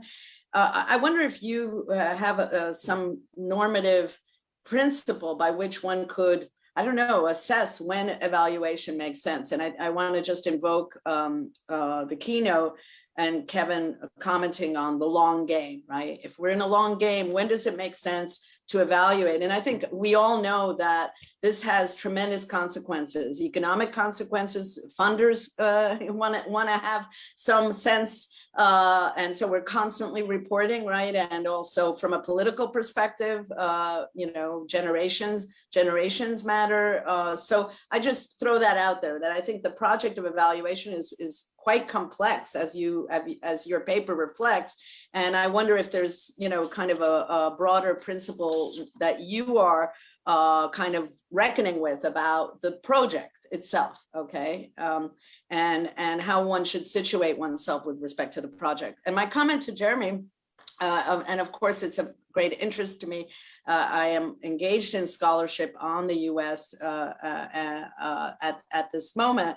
What I would ask Jeremy, and I think he raises, you know, all the right points about the difficulty of engaging in truth commissions today, and what, you know, and also the very need to problematize, you know, the way truth has been problematized, and sometimes in a good way, right? It's not just all about false news. There was, you know, there was a generally a reaction I had to the use of the word truth, as if there's only one narrative to be made about these moments of tremendous conflict in societies. So just to talk about the US and throw this out, there are actually more than one commission of inquiry proposal, and there's one. HR 40 is for truth and reparations. It's very hot button and very and highly controversial in the United States. The other one is more conciliatory. So I think that matters in terms of what the expectations are. And you know, there's, you know, the issue for me in terms of this broader goal of transitional justice truth commissions in the United States is you know, before you turn a page, you have to look at it. And we have a serious problem of denial. A high percentage of the population, if they gave the Nuremberg surveys to half the country in the United States, and perhaps it correlates with the significant support that Trump supporters, and he created a space where it was permissible, again, to talk in the way of white supremacy. So I guess the question, when you suggest empathy and reconciliation, I think that is really an ambitious project in the United States today. The country is highly polarized. And the question for me is, you know, would there be space, should there be space normatively for articulation of grievances? You know, on the Black side, it's about grief, but on the white side, there are Southern enthusiasts of white supremacy who talk in the language of grievance, and they regard the issue to be what has been lost in Southern society, and they didn't get the Marshall Plan. You know, things changed pretty much overnight because they didn't agree with the project of abolition. So my view is that probably certain ideologies should be off the table. Would we countenance a truth and reconciliation commission that would give space for Southerners to express their grievance? I think it's a hard question. So, you know, but I know that Jeremy will be able to handle it. Okay. Sorry if I went on. Oh, great. So let's take a minute for like several minutes for Eric and then Jeremy, and then we have several more questions there. So please.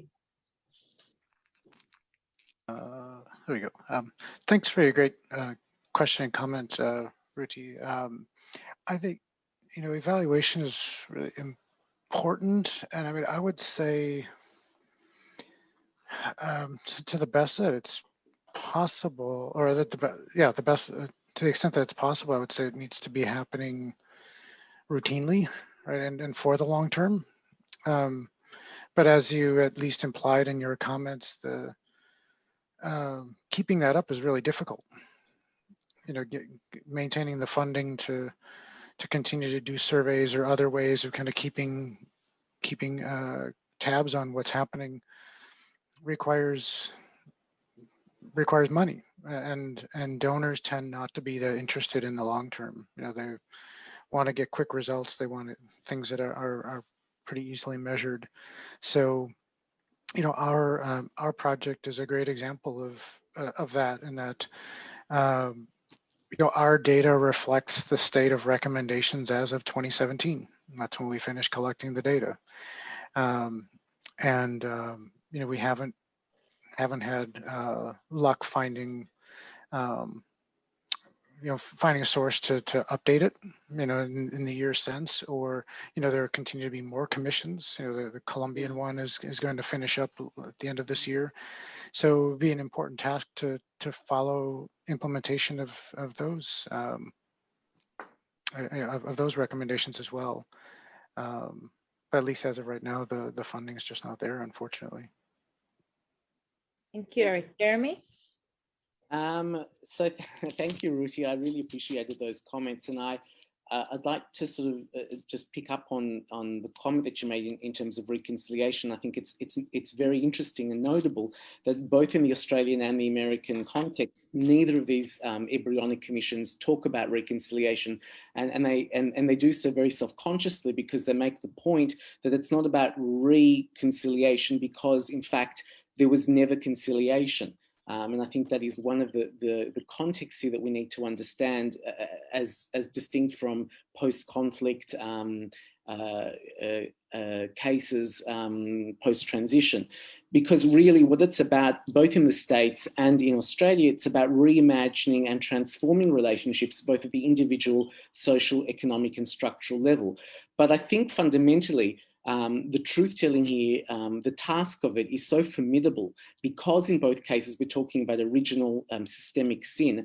And I think that therefore there really needs to be a way in which we don't allow the truth-telling to be so easily subverted and weaponized politically as alternative facts or as an elitist project, which is why I had drew on that concept of empathy, because I think that through testimony and through engagement, as was my sort of modest example of the first Alaskan case, institutional perpetrators and sort of the average white, Joe, even the Southerner perhaps, might have an opportunity to actually connect.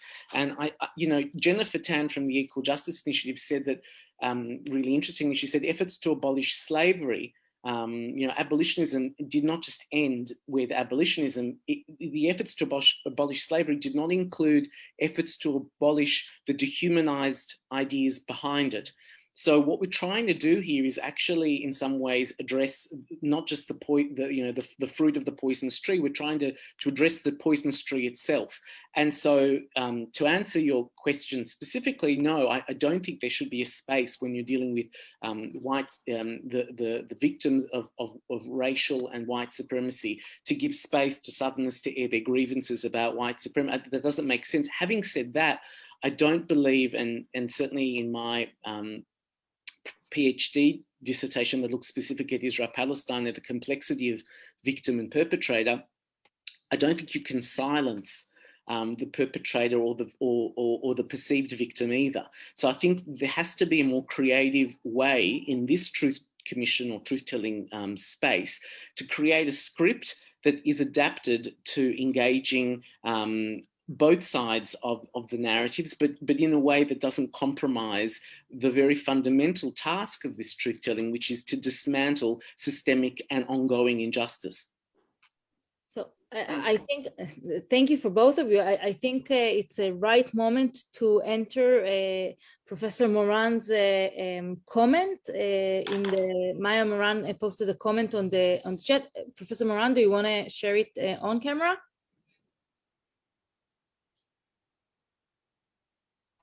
I'll try that. Thank you. Thank Can you. you hear me? Yes, yes. Yeah, sorry, I'm on my phone. Hi, everyone. Yeah, it was really in response to Jeremy's comments. And I think what I was trying to point out there, Canada's had two essentially recent truth commissions, one very focused on children who were incarcerated in residential schools. And that one, I point out in my comment, I actually think has transformed Canadians' understanding of at least some of our history. And I mentioned that we started calling ourselves settlers, which we never called ourselves before. And so I do think that that showed in quite a powerful way that if you could create a better record of understanding, that was the route to empathy. But at the same time, something that may fit in with the point that Jeremy's making, that Truth Commission had quite a focused concentration on residential schools. And it took that particular issue, and that was the lens through which we started to understand our history, rather than trying to say, let us try to understand our whole history. So I don't know if that's helpful, but we've had two, one much more successful, and that was the much more focused one. Thank you. Can I respond to that? Yes, of course. And yes. Yeah, so I sincerely appreciate that comment, and it certainly gives more context. And I didn't mean in my comment to be flippant or to diminish the impact of Canadians' Truth Commission process. But I did just spend 2 months in Canada, and perhaps this is just anecdotal personal information, but from British Columbia through to Ontario, there was a sense when I spoke, because I'm a practitioner, is when I asked questions, a lot of Canadians were very unaware of that that truth-telling process. I'm talking about the man on the street, and I think what I'm trying to say is, I think, of course, the forensic, the factual, the legal truth-telling is paramount and very important, but it has to also include another dimension, which is the wider mainstream engagement and also directly dealing with the institutions themselves. And I'm not saying Canadians truth-telling didn't do that, but I just think that when we're looking specifically through the truth-telling that's being conceived for the US and Australia, it's just something to be mindful of, because I don't think either Indigenous Australia or African Americans want their experience to be part of sort of just to be an intellectual or forensic fact-finding undertaking. They want there to be a resonance. Thank you. Thank you very much for that. Tomer? Hi.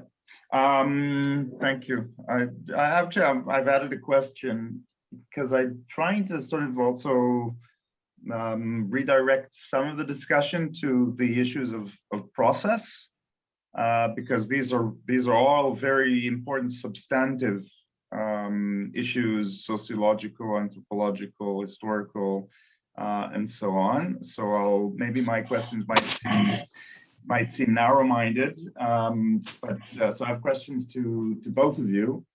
The first relates to, I think, to Eric, about differences in the procedures of TRCs. In other words, in your research, do you take TRCs as a lump, kind of without looking into the actual procedures of evidence, truth-telling, anything, the scripts and settings, to what degree of resolution do you actually look into that, and potentially the impact of those procedures on the recommendations?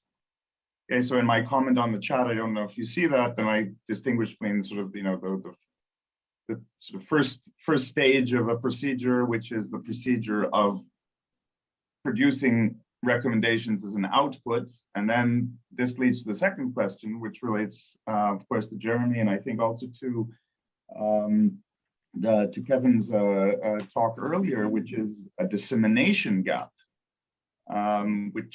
Okay, so if a tree falls in the forest, does it make a sound? Because maybe those of us who read these things, then we're aware of them, but what is the necessary procedure or process or script or setting for making them have an impact beyond the day when the door closes on the TRC? So just in terms of timekeeping, I will invite both speakers now to address Tomer's question specifically, but also provide any last comments to the panel, to each other. So please go ahead. Eric, do you want to start? Take it off. Sure, I'm happy to. And thanks for the question, Tomer. You pointed some really important questions. So, you know, there's certainly a variation in terms of, as you say, about how truth commissions have procedurally operated, and specifically in terms of how the processes through which recommendations get formulated. And like just for example, the extent to which they engage with civil society and the public more generally has varied tremendously.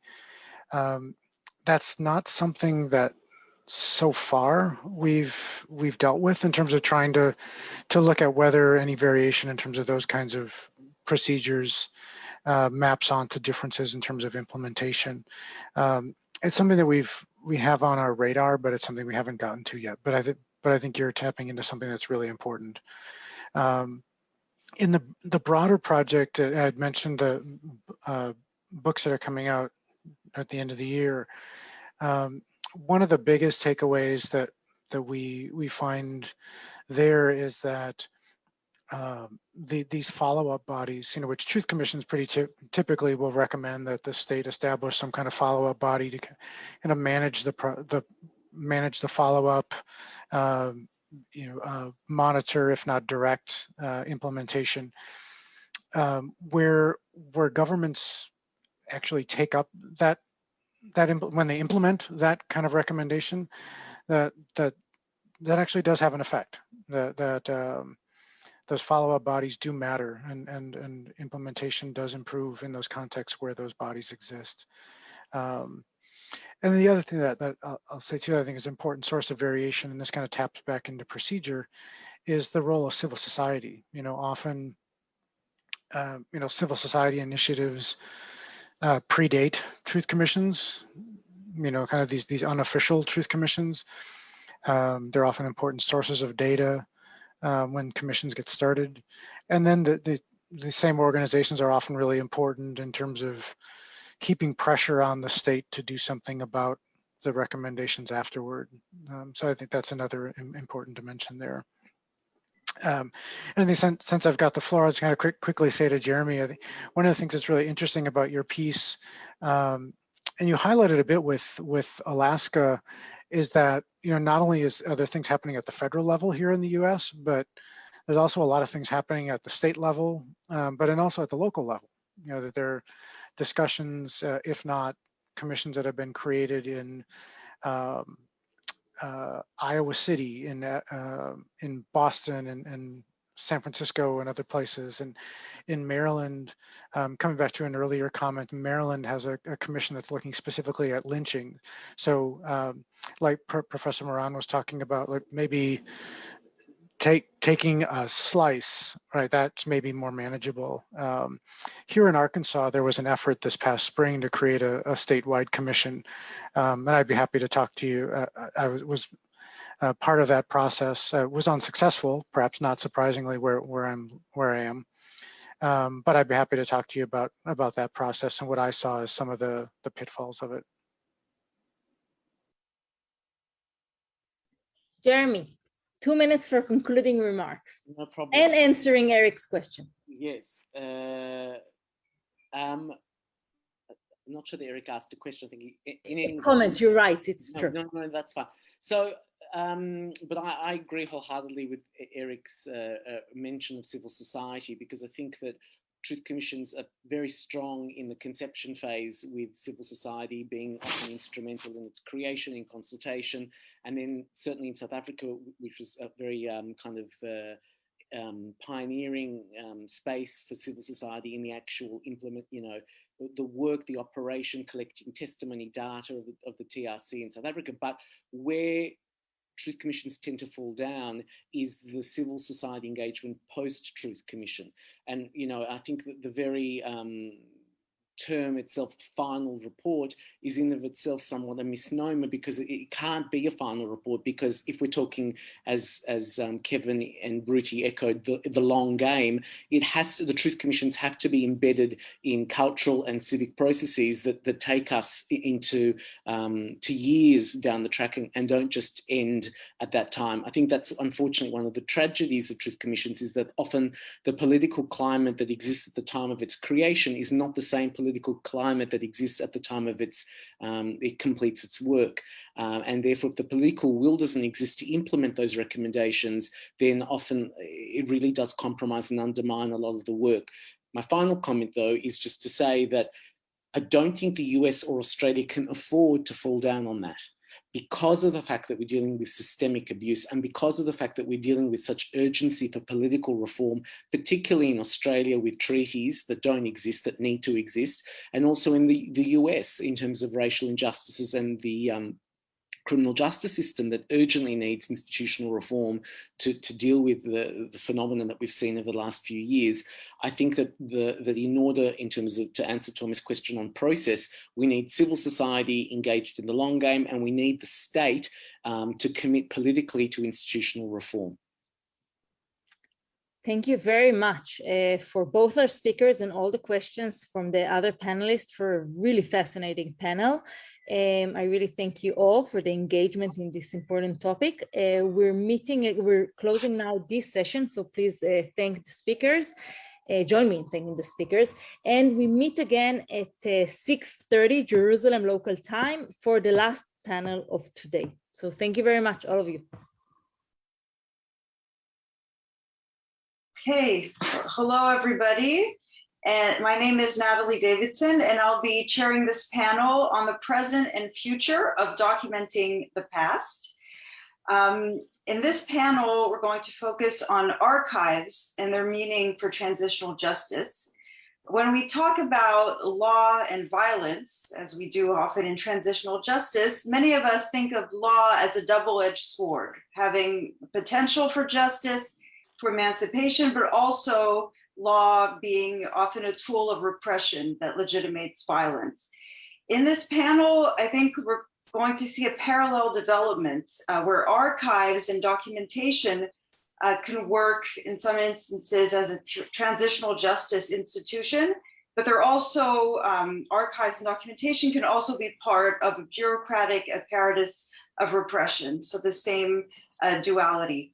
Our first paper is by Yavor Rangelov and Ruti Teitel, and it's titled Comparative Perspectives on Records and Archives in Diverse Transitional Justice Processes. Dr. Yavor Rangelov is Global Security Research Fellow at the Department of International Development at the London School of Economics. He's the chairman of the executive board of the Humanitarian Law Center in Belgrade, a non-governmental organization that was founded in 1992 to document human rights violations across the former Yugoslavia. Ruti Teitel is the Ernst C. Stiefel Professor of Comparative Law at New York Law School and a visiting professor at the Hebrew University of Jerusalem Faculty of Law. And she's, of course, a leading scholar on transitional justice.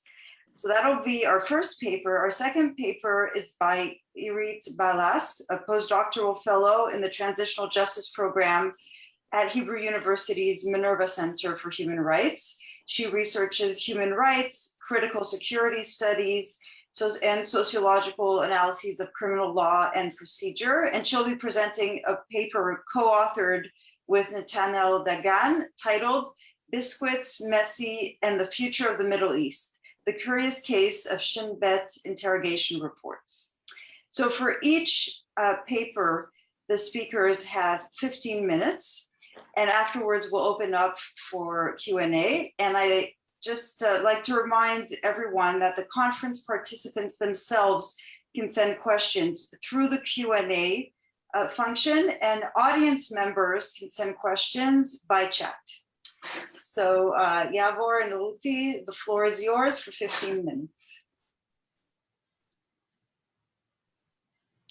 Thanks very much. Thanks very much, Natalie. And thank you to Danny, Anat, everyone at Minerva who helped organize the conference. Our paper with Ruti, I think, started as a sort of reflection on a new phenomena that I was observing in the Balkans. We were actually in Belgrade with Ruti for another conference, and then she was sort of seeing something similar taking place in the Americas, and sort of the common theme around archives and records, which has attracted huge interest, growing interest in transitional justice, in memory studies, media studies across a range of sort of disciplines and fields.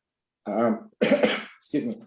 But what we were sort of intrigued by is not so much the sort of the production of archives and records by transitional justice sort of mechanisms in transitional justice processes, but how are different social actors using the archives and records that are produced in truth commissions, trials, a range of different justice sort of processes and mechanisms.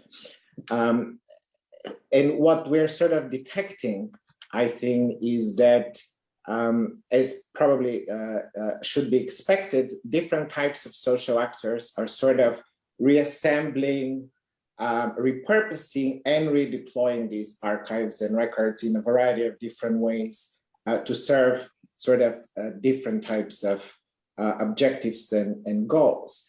And I think what we're finding is that often this project is linked into sort of political anxieties at the current moment. On the one hand, in different global regions, there is a sense that there is a real risk that some of the gains that were made in human rights struggles, in transitional justice in earlier decades are being threatened and potentially being reversed.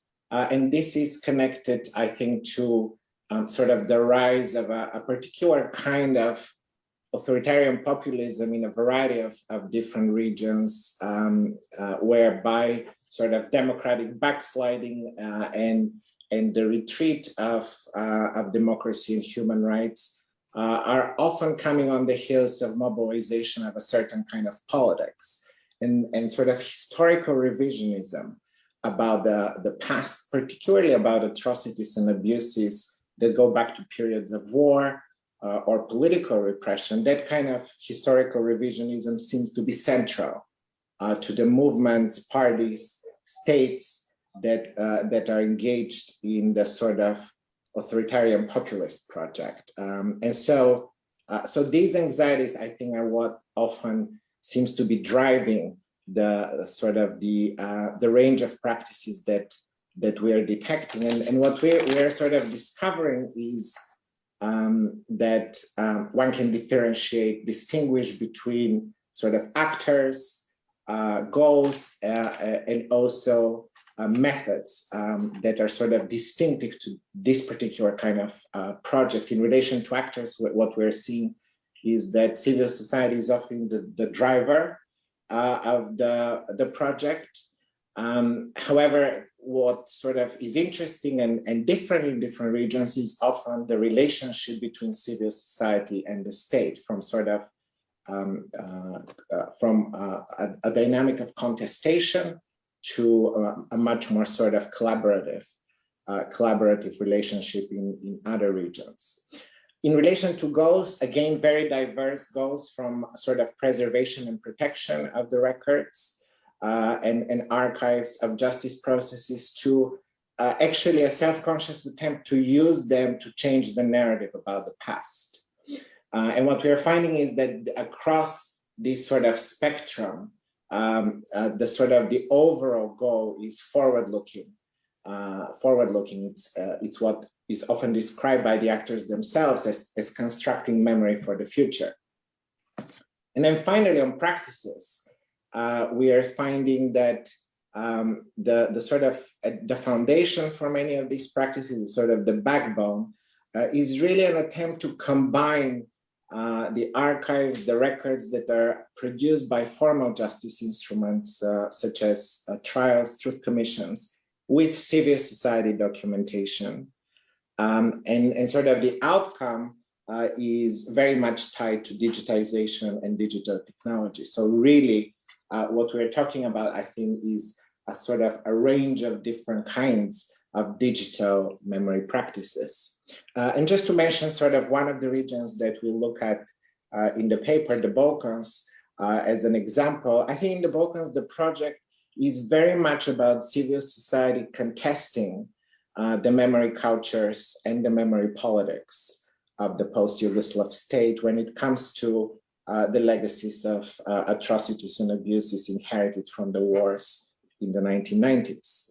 What's interesting is that war criminals convicted by the International Criminal Tribunal in the former Yugoslavia have started returning to the region, and there is a sort of a growing genre of memoirs and histories that they are writing. They're sort of becoming key interpreters of the developments, the sort of the events, the wars and abuses of the 1990s. And the state is harnessing that, the post-Yugoslav state is harnessing that because it feeds and sort of serves its purposes of a particular kind of sort of ethnocentric nation building. And so there is an anxiety in the region that new kinds of truths are being constructed about the past. And I think digital memory, the digital memory project, the archive sort of project depends very much on judicially established facts. So the backbone of these digital memory practices are the records and archives produced by the Yugoslav Tribunal in The Hague, by hybrid courts in Bosnia and Kosovo, as well as domestic courts in Croatia and Serbia. And then that is combined with a very sort of rich civil society documentation, because civil society in the region was involved from very early on, the very start of the wars in the 1990s, in an ongoing project of documentation. And there is a very large sort of body of, for example, witness statements that were taken immediately after many of the atrocities happened by civil society.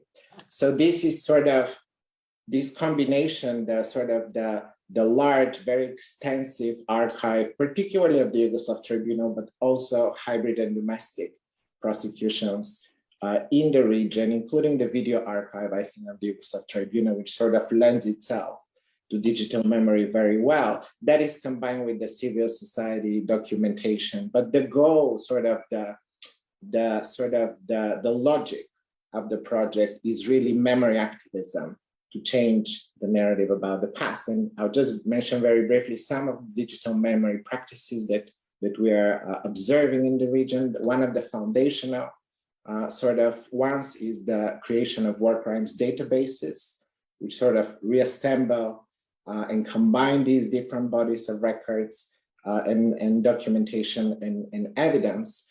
In fact, it's interesting, memory scholars argue that the logic of digital memory is the logic of the database. It's sort of inherently open and subject to constant sort of addition, change. It's in a constant state of flux. And we've seen how, certainly in the Balkans, a war crimes database that is constructed for one project, for instance, the establishment of the facts of death or disappearance of every casualty of the war in Kosovo. This is the Kosovo Human Losses database, which is pretty much complete and provides a record of all casualties from 1998 to 2000 in Kosovo. Then that sort of other dimensions and other uses are being taken, are being added on, and sort of the documentation is being expanded. The war crimes database provides itself the resource, the basis for different kinds of digital memory practices beyond it. So we are seeing in the region the creation of digital dossiers, for example. These tell the stories, use the documentation and sort of embedded in the dossier. They tell the stories of atrocities, abuses in particular regions, in particular areas, and then highlight the responsibility of military or police units and commanders for those atrocities.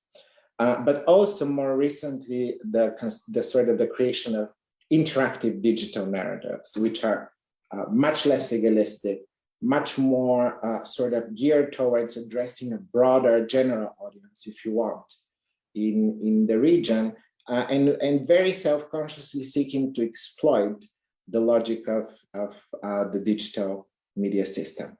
So I think I'll stop there and sort of turn over to Ruti. So I hope I still have 5 to 7 minutes or something. So thanks. Yes, and as Yavor mentioned, this is a co-authored, co-thought out project, and we're in the midst of writing at this time. What I wanted to do is just briefly indicate something about the Latin American memory practices and some of the dilemmas that relate to those practices, and some of the principles or attempts to come up with rule of law regarding these practices. And I see some of this development as relating to the global phase of transitional justice, because what we're seeing, and as Yavor mentioned, is that we are beyond the transition and beyond the state. In Latin America, there's been now 4 decades of transitional justice. If you consider that many of the military juntas, the regimes were in place in the 70s, and some places still going on in the 80s. And so what are these memory practices? They come out of the leading practice of repression in Latin America, which were the disappearances. And so the memory practices today reflect that that priority, the response to disappearances. Many may know that the leading form of repression throughout the continent was Operation Condor, which was really a conundrum for legal remedies and for protection generally. And that is that people were abducted, and then there was government denial and ongoing cover-up. So the question was, how do you address that? And so what we'll see is that the memory practices, and this continues today, but I look chiefly at Argentina and Chile, and have interviewed people who are involved in these projects at this time. What you have is this mix of archival material that dates back to the period of repression, even NGOs that were gathering information that far back about the disappeared, about the impact on families, etc. But also ongoing, there's now an impetus to create and curate collections. And here you have a mix of actors involved. You had from the early period, the human rights groups. Open Memory in Argentina is a leader here. They've been recognized by UNESCO. Open Memory, and I think that title says it all, that there is this aim to memorialize, but having met with them online, I have to say that there are serious, limits. There is scarcity of resources, and there is an ongoing question of rule of law, given the mix of periods, a mix of ways that these documents have been collected. Some of them, for example, Argentina had trials, so this gets to the procedural aspect that of this conference, which is some of these are collections that reflect practices, of donation by judges and lawyers, but it's not at all regular. There's no systematicity to it. There is no set law right now in the judiciary in Argentina to do this. And in Chile, there were no such trials at the time. There was a Truth Commission, Truth and Reconciliation Commission. So these various, on the one hand, probably the most modest statement would be the kind of view of this project as a depository and preservation of these records.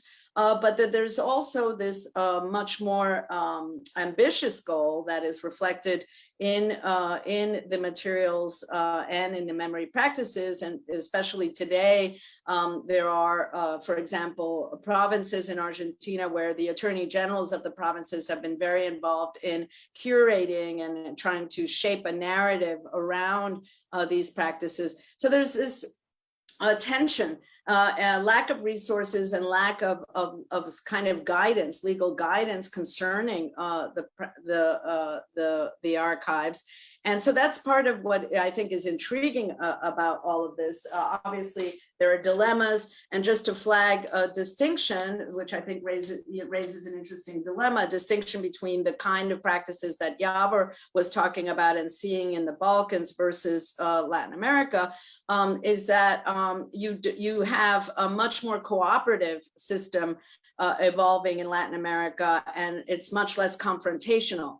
Javor talked about how you have this central collection coming out of the ICTY, but there are actors have positioned themselves, different actors in the Balkans have positioned themselves around that narrative, and often in a confrontational or contested way, whereas in Latin America, you see much more if you were to like just characterize the relationship of the project, it's one of collaboration. But that doesn't necessarily mean that it's all positive, because there are a lot of questions about not NGOs collaborating with the state. If you consider the fact that there were certain narratives the state produced in these different countries, you can understand that this would raise issues. So clearly we see a mix of forms that these memory practices take. On the one hand, the collection archival versus the more curated collections. Also, if you add social media, there's a movement to a more interactive engagement with these materials, including from the NGOs and for example, disappeared families of the disappeared. Many of them have Facebook pages, have all kinds of ways that they interact with this. And I think just to sum up, what we're seeing coming out of this is, on the one hand, I think it's one could say a creative engagement with memorialization, one that clearly complements transitional justice as has been understood so far. It's not just accountability, the drum for accountability in Argentina, which has been the case for decades. There's now this other complementary goal. And we saw this in the region because the UN rapporteur, who is trying to come up with principles guiding this area, was actually speaking in Jerusalem in 2019, and his report on memorialization as a fifth pillar of transitional justice was announced. I was chairing the session, and I thought it was exciting that he pointed out to the goal of adding memorialization to the existing 4 pillars of transitional justice, all of which goes to, Javor's point about the moment we're in transitional justice and in democratization, the sense that there's slippage, the concern for education, the concern for non-recurrence. So I think I'll stop there, and we can have more exchange in Q&A. Thank you. Thank you very much, Irit Baras. The floor is yours.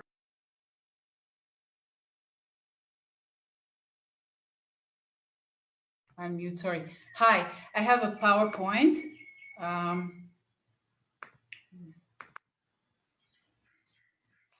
Wait. Oh, sorry.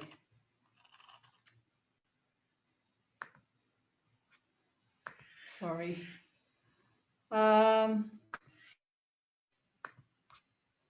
Just a minute, sorry. Here it is. No problem. No, why is that? Let me try once more. And if it doesn't work, we will skip it. Can you see it now? No. Oh. No. Make sure that they've made it so that participants can share screen.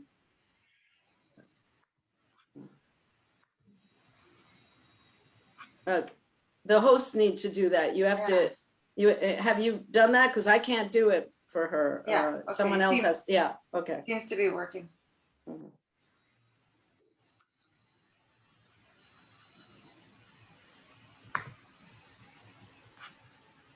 Do you see it now? Yes, perfect. Okay, great. So hi, thank you. Sorry for this. Thank you, Natalie. I'm very excited to be here, unfortunately, on Zoom land. And thank you, Yavor and Ruti, for this fascinating presentation. The paper I will present today, co-authored with my colleague, Dr. Netanel Dagan, deals with documentation that takes place in the course of a political conflict. We examine one case of state-produced documentation, records of Shin Bet interrogations of Palestinians from the occupied territories. Official records, and especially official legal records, tend to convert events that are emotional, politically charged, or potentially violent to a dry and depoliticized language. What we found when we examined the reports that document Shin Bet interrogations is that they are strangely excessive and detailed. They include lengthy descriptions of the kind of snacks that were offered, of friendly conversations between the interrogator and the interrogee about soccer, history, or philosophy, and they also contain explicit political references. The question we ask is why? What image of the Shin Bet and of the interrogation is created in these reports? And what we can learn from this case about the different ways that states document their practices in times of a conflict. So the Shin Bet, that's the Israeli Security Services, regularly conducts interrogations of Palestinian security suspects from the occupied territories. These interrogations are usually conducted in detention facilities where detainees are kept isolated without access to a lawyer. And the Shin Bet is exempt from the standard obligation to video or audio record their interrogations for reasons of state security. Instead, it produces a report that is meant to provide a summary of the main points of the interrogation. These reports are then used as evidence in legal proceedings. They're not classified, and lawyers and human rights organizations have access to them upon request. In our research, we analyzed 688 interrogation reports from 35 files of interrogees who complained that illegal measures of interrogations were used against them. We obtained the reports from the Public Committee Against Torture in Israel. That's a human rights organization that represents interrogees in these complaints. So the reports are very short.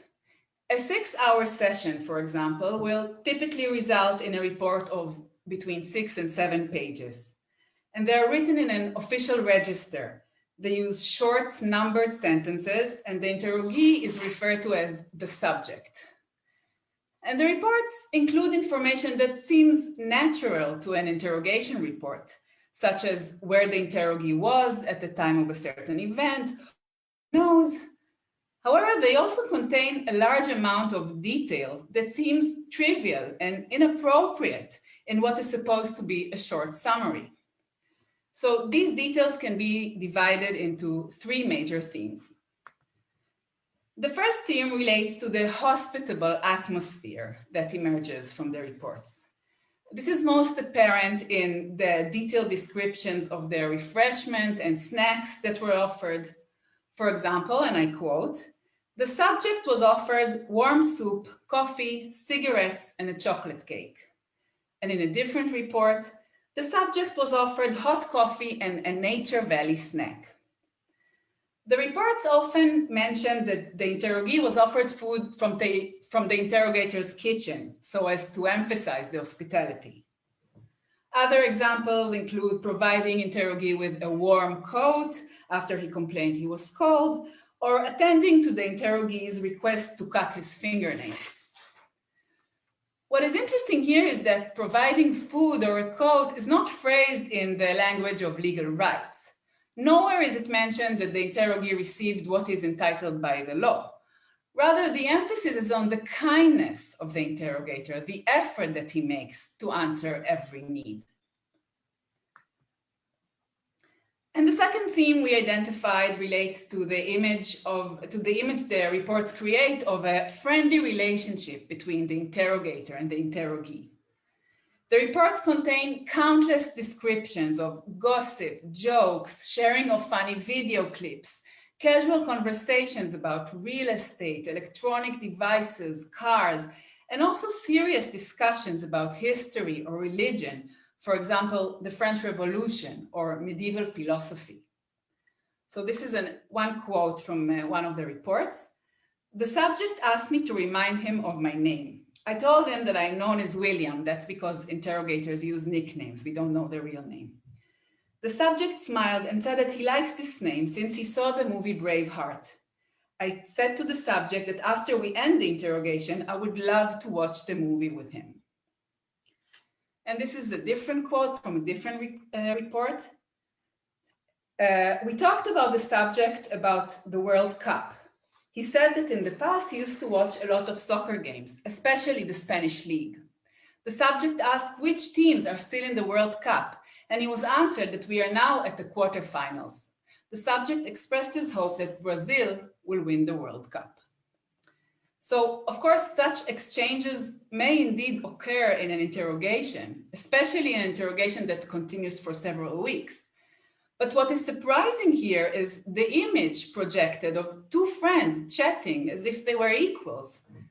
And also the fact that the Shin Bet takes the trouble to document these exchanges in such detail in a report that is supposed to summarize the main events of the interrogation. The third theme we identified is what we called moral conviction.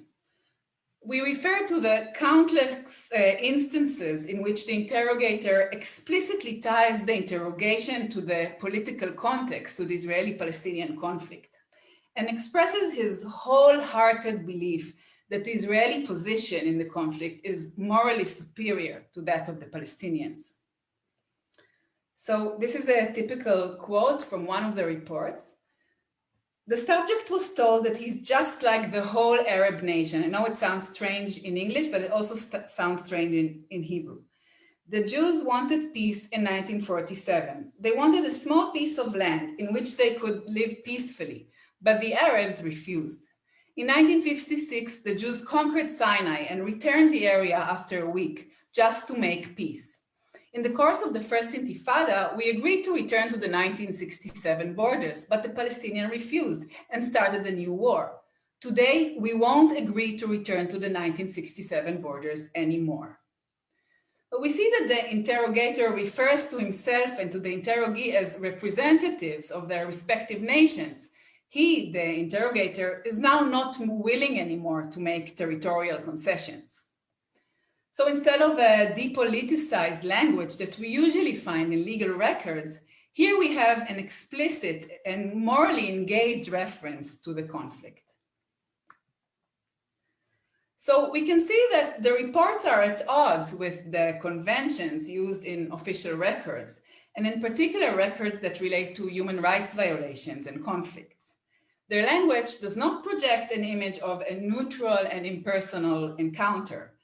Rather, it's highly personal, warm, and explicitly political.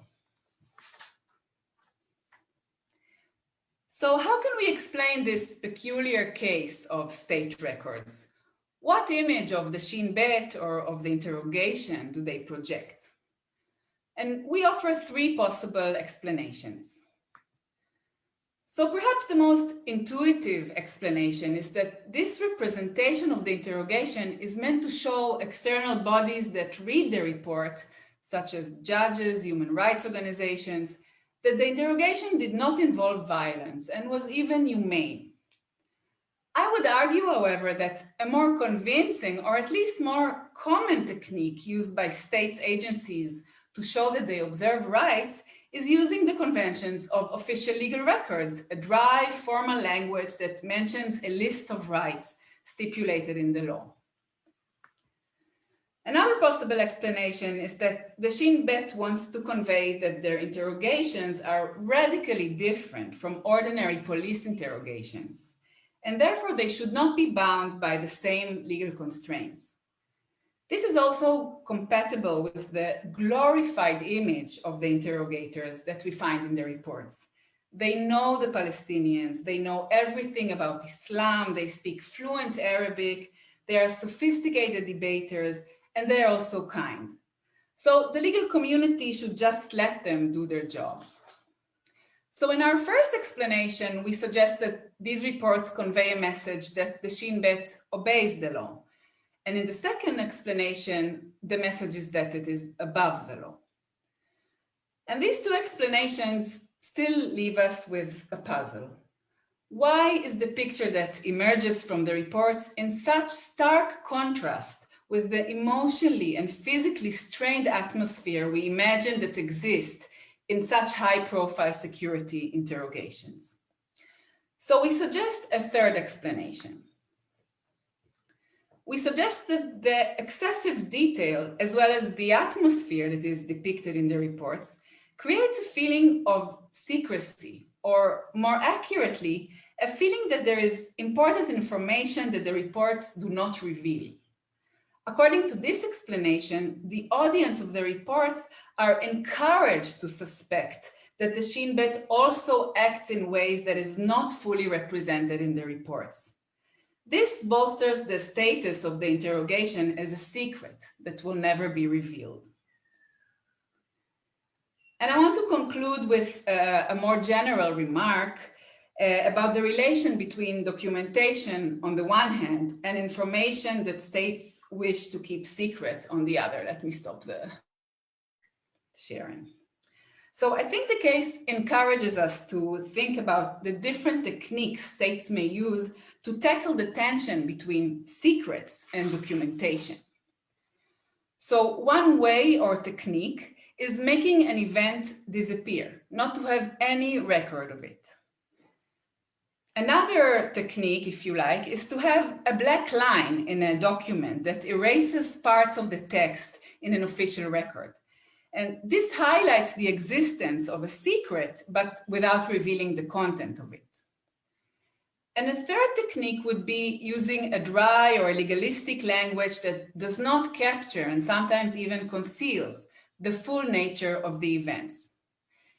And here we have a fourth technique, one in which the mere deviation from the conventions of documentation highlights the existence of a secret. This technique makes use of conventions of documentation, them. It is precisely because the reports seem so peculiar that we suspect that there might be hiding a secret. And each of these four techniques, so to speak, results in a different narrative that we will later find in the archive when the moment of transition, inshallah, will arrive. And each of them will provide different opportunities and different limitations for future transitional justice processes. Thank you very much. Thank you very, very much. So we're now going to open to questions. You can submit, if you are a conference participant, in the Q&A, and audience members by chat. But in the meantime, I will begin with my own set of questions. So to Ruti and Yavor, I wanted to ask you about digitization, okay, and the effects, the impacts of digitization. Ruti, in particular, you insisted on the lack of resources, and Yavor talked, especially in the Eastern European context, about conflicts among narratives. And I was wondering how digitization affects these conflicts. Is it equalizing? Is it something that's cheap and that allows a fairer competition of narratives? Or because of the technology involved, is this something that exacerbates inequality? So that's for you two, and for Irit, I wanted to ask, I feel like to be able to understand really and be convinced about the three explanations and how they work together, and we really need to understand who is the intended audience in your view, right? So for your first explanation, it would imply that the intended audience is foreign human rights monitors or maybe domestic human rights monitors. For the second, perhaps the legal community inside Israel. Who do you think, perhaps this is a sociological question in practice, what is done with these reports in ordinary cases? So I don't know who wants to go first, perhaps Ruti and Yavor.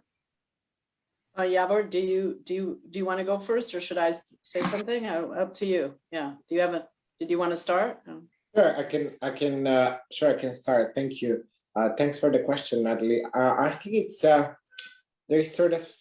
there are two questions, I guess. One is about the logic of digital technology, which plays out in particular way in shaping the practices themselves. And then the question of impact of what does it mean to be in a situation where the attempt to articulate, to construct collective memory is pursued through digitization, through sort of digital memory practices. What is sort of very interesting sort of insight, I think, of scholars of digital memory, of memory studies, in sort of reflecting on the contemporary digital media system, is sort of this observation about inherent fragmentation that is almost built into the logic of the technology. So people are talking about the sort of the logic of the media, the digital media system, with sort of echo chambers, with parallel sort of digital systems within the broader system, might be limiting the possibility for the construction of collective memory. Collective memory as a concept is inherited from the sort of period of broadcasting, of mass media, mass communication, where there was a sort of, at least nominally, a public sphere that was constructed through the media system, which in itself meant that there was a possibility for the articulation of a sort of a collective memory. And of course, that collective memory, very much controlled by the state, was also diffused through public education, curricula, and commemoration, memorials, and in other ways. And so some scholars of digital memory are suggesting that the sort of the digital media system, the digital technology, is inherently inimical to that project of collective memory. And people are experimenting with concepts, with ideas. One put by Hoskins is this idea. What he says is we're in the period of the emergence of memory of the multitude. In other words, the very idea of a collective memory that can be sort of authoritatively constructed and then convincingly and compellingly diffused and integrated in a society through the media, through education, through commemoration practices, that sort of possibility is challenged by the logic of digital technology. And so it's very interesting in the Balkans, one of the dilemmas that we've identified, and Ruti and I discuss in the paper, is the sort of the risks that are involved with that kind of fragmentation, that the sort of the digital memory practices that are building on and sort of harnessing the archives and records of transitional justice in an attempt to tell a different story, to construct a different narrative about the past, might end up being sort of marginalized in a context in which, everybody is creating a shadow archive. We're creating a shadow archive of this conference by virtue of recording this session. Mm-hmm. And so that in that sort of context of fragmentation of the sort of memory of the multitude, if that is the logic of digital memory, I think there's sort of inherent limitations that we have to consider and dilemmas about digital technology as the medium, as the means at the heart of the practices we're detecting. So I just have a short follow-on that, which absolutely, and I think given that fragmentation that seems inevitable out of this form, one question that arises is that if memorialization for the future is part of the impetus and part of the principles that the UN Rapporteur is invoking, you know, we need to ask what is the political imaginary where we think that this is going to advance democratization or education. So one idea would be that unlike the 20th century view of how there would be one truth and one official story, and that would lock in liberalism, another idea would be that it's actually pluralism and a more pluralistic view where there's more inclusion. And I think this gets to your equality point, that for those left out of the elites and of a certain kind of globalism, that they might have like a second chance to help, let's say, or an ongoing possibility of shaping the narrative. And that it's that in the inclusion and having them be part of as stakeholders in this archival project. So that's just, some thoughts we have towards the end of our paper about, that this would need to be thought out, that, in terms of what we expect normatively from the archival project going forward. Yeah. Thank you. Thank you very much, Irit. Thank you, Natalie, for the excellent question. So the documents the reports they are used in legal proceedings. So two types of legal proceedings. One, when the interrogee in his criminal charges, and we want the documents to see if the confession is legal, and also in legal proceedings against the interrogators. Not that there are such legal proceedings, but when interrogees complained that there was practice of torture, then the Ministry of Justice would ask for these reports to examine whether there was torture. So my first and my second explanation, the first was that don't worry, everything that happens here is legal, it's okay, we are nice people. That's the first explanation. And the second explanation is you won't understand what's happening here. Your legal rules don't fit what we do. We have a different kind of logic. So I think it's easy to see how these two explanations kind of relate, or how they talk with legal people. It can be judges or the Ministry of Justice or defense lawyers, human rights organizations. This is an ongoing debate. How much to what extent we should subject the Shin Bet interrogation to legal scrutiny. So that's easy. The secret explanation says that we are not telling you something, and we actually want you to know that. That's the third explanation. So I would argue that this is not specifically targeted to a legal audience, because it doesn't relate to a specific kind of legal discussion that is going on, but it fits, a larger audience, the public. I confess that these documents, the public doesn't see them. It's not, they're part of the criminal record, so it's not part of what the public sees, but maybe in the future, in transitional justice processes. Okay, thank you. So we have a number of questions in the two channels of chats. So I'm going to pick a few. So these are for Irit. Question from Dana Alexander. You assume that the documentation is accurate, for example, about the friendly conversations. I wonder why this is assumed. It's obviously very easy to make anything up to create a certain impression. So that's from Dana, and I'll tack on a question from Smadar Ben Natan. Are there also representations of violence in the memos? Okay, and if so, how is this violence represented? And if I can ask you to be brief in your answers, because I have people in line also.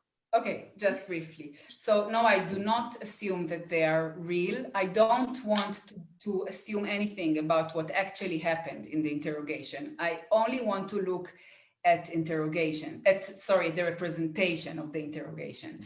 So I don't know if it's real or not. I'm interested in why the Shin Bet would choose to tell me these details, whether they're correct or not. That's the short answer for Dana. And for Smadar, so the reports mention briefly sometimes that the special measures were used, but they don't describe, they don't elaborate on these special measures. We have clues. We have sometimes mentioning of someone who's very tired. So they talk to him about why he's tired and what, if he would cooperate, maybe he won't be tired. So there is all sorts of violence, but not the special measures that we know of. Okay, so I'm going to take questions 2 by 2. So Leora has a question, and then Ruti. Hi, thank you for a really fascinating panel. I don't know if it's a question or a comment, but I wanted to somehow connect both presentation and also connect it back to the keynote. So, because with the keynote, it was missing the important function of the archive that was being created in Nuremberg, and how it was later used by historians. And the archive, of course, was biased towards documents of the perpetrators. And there are Jewish victims who already in the war and after the war created an oral archive of testimonies. So you see that the archives is, even if it's official and even if it's the tribunal, can be suspected and can be used for history, for long-term changes of understanding. So this is connecting back to what we said. But I wanted to connect both of these lectures with telling you about a really exciting class we had in Tel Aviv this semester, the last semester, it was a collaboration with the theater department, and we took archival material, but one group got actually Shin Bet material, and and they had to create a protocol theater from it. And the protocol theater is very prominent now in Israel, of taking legal protocols and making them, just reading them and making them into a theater, and in this way creating criticism and public opinion and so forth. But here they use the Shin Bet interrogation of a very famous woman interrogee, which Irit helped with it. So I think that there are ways for civil society and certainly for law schools to use the archive in a creative way to oppose and so forth. So I don't know, Ruti and Ivo, if this is part of your project, but I think a lot is being done, more than just preservation and accessibility, but also what you do with the archives and how you use them against the government or so forth. So this is my comment. Thank you very much. Ruti, you want to ask your question, maybe answer if you have a response to Leora at the same time, and then speak out of two sides of my mouth. I can do that. I can do that, being a New Yorker. Yeah. So yeah, my question for Iri, and again, thank you for a fascinating paper and for being part of the Hebrew U Transitional Justice year as a fellow. I guess I wasn't surprised by the friendly account, and to my mind, I was wondering if one of the choices you didn't list is the traditional kind of, this is on Law and Order. There's a recent film about Guantanamo called The Mauritanian, which is and it's not about law at all, because that's what the friend turns into the attacker, the enemy. So the hospitality is precisely that we're not in a legal system. Legal system would be a much shorter, but that's classical torture, interrogation routine, right? Which is that you play nice, good cop, bad cop, that it goes only so far, and you try to warm the subject up. This seems like a standard, I don't know, it's in the cinema, it's in the understanding of, but what we're missing is the other part, right? As people were saying, where's the rest, you know, which is, I guess you're saying the secret, you know, I think you have to make a bigger point of this, that the counter narrative, and so it's the opposite of law, setting up that idea. It's like, we're treating you like family, but then, you know, you're going to be tortured. Okay, because the accounts coming out of Nazareth today are, you know, and this is what is weird about hearing your narrative. It's just so troubling given the accounts of violence being used in police stations today. Today, meaning in recent months in Israel, Palestine.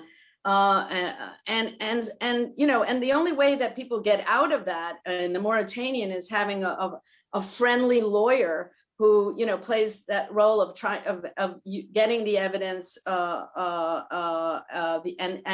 I don't know if you've seen the Mauritanian, but it's kind of a cool thing for you to look at, because the lawyer invites the Guantanamo prisoner to write his own account of what happened.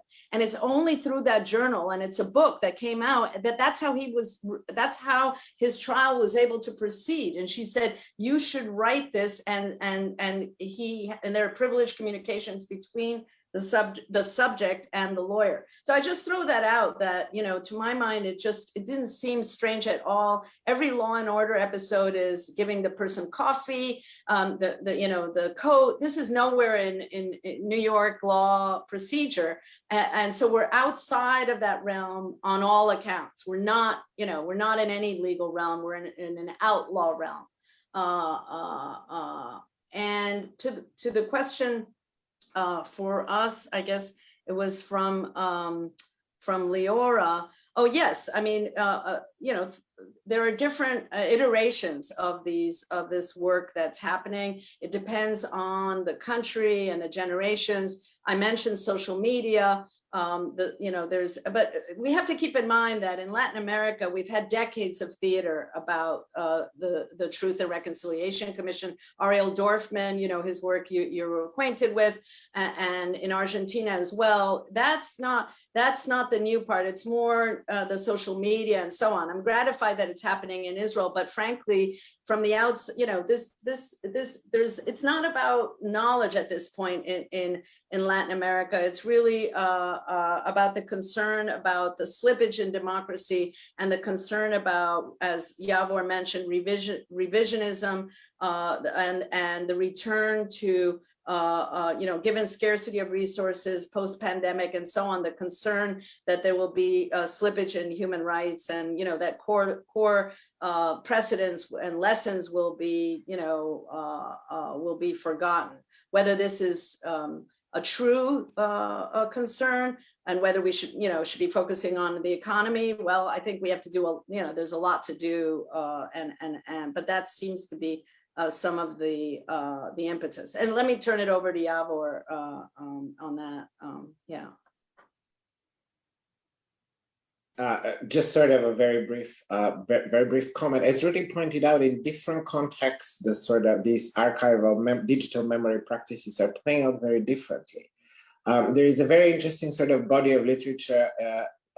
Critical legal scholars have started to probe what they call the counter archive, which is the use of sort of legal material. The counter archive is almost the counter narrative to the narrative that law's archive has sort of constructed. And we can see certainly in the Balkans that there is a sort of a counter archival sort of impetus and logic to it. So in some cases, material from the Yugoslav tribunal will be combined with material from domestic prosecutions in Serbia. And what's interesting is that even where there is acquittal of the person because they could have been linked to the particular crimes, the courts, even in Serbia, tend to have established the fact that these atrocities actually happened, that these people were killed or disappeared.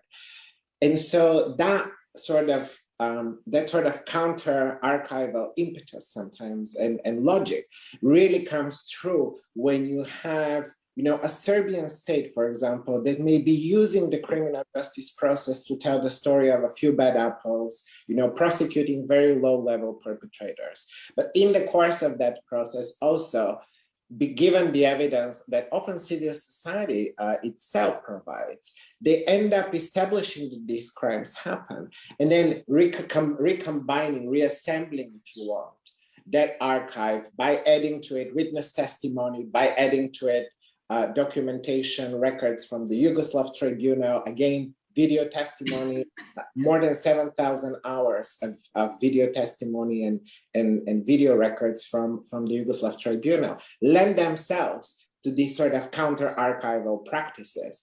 And I think we're likely to see, because of digital technology, more emphasis on the visual, more emphasis on storytelling. Short documentaries, for example, have often accompanied the release of digital dossiers and digital narratives.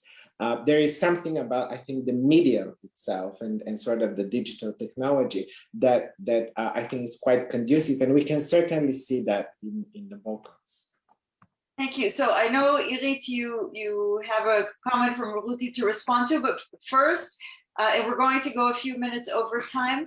Netanel is raising his hand, and so you're a co-author, so we'll let him respond. And Tomer Brude, if you still want to talk, you can also comment, and then we'll round up. So Netanel.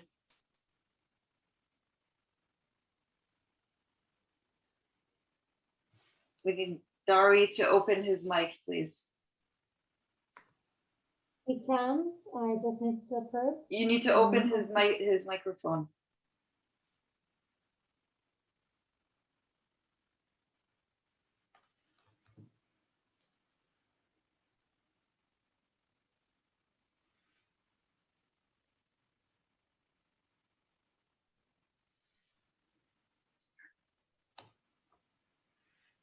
Netanel, are you able to open your microphone on your own?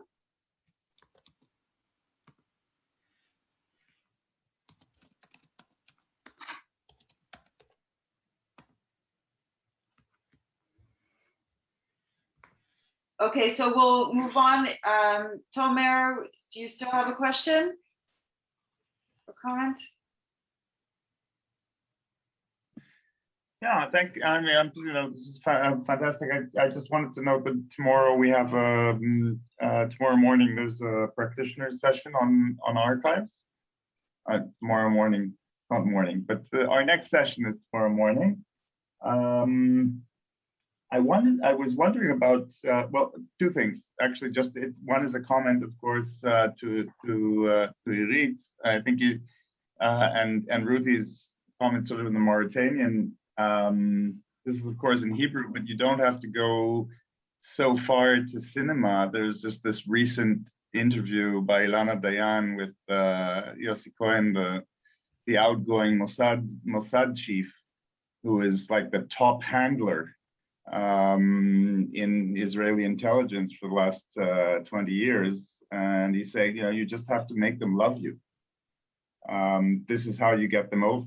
But the tipping point is when you know that they love you, that they know that you are their friend, regardless of ideology and this is Hezbollah, this is in Iran, this is it's worth spending that hour to pick up those additional points. And to Yavo and to Ruti, this is more of a question, but really thinking about so what are the effects of contemporary digitization? Because, Claude Lanzmann, Shoah, 1985. This is old news with respect to hours upon hours of testimonies. What has changed now? And is it not actually more manipulable because of technology? This is a very open question, but it's really something I'm wondering about. Okay, so thank you. So we'll take a few minutes overtime. I see Netanel is now able to talk. We'll take his comments and then a very quick roundup from the three speakers, very brief. Netanel.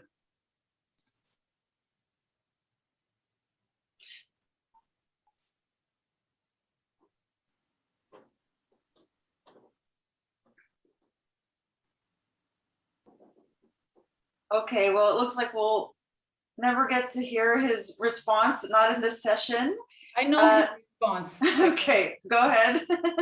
So I think there is a clear distinction to make between the interrogation technique and the documentation. Of course, being a good cop is a well-known interrogation technique.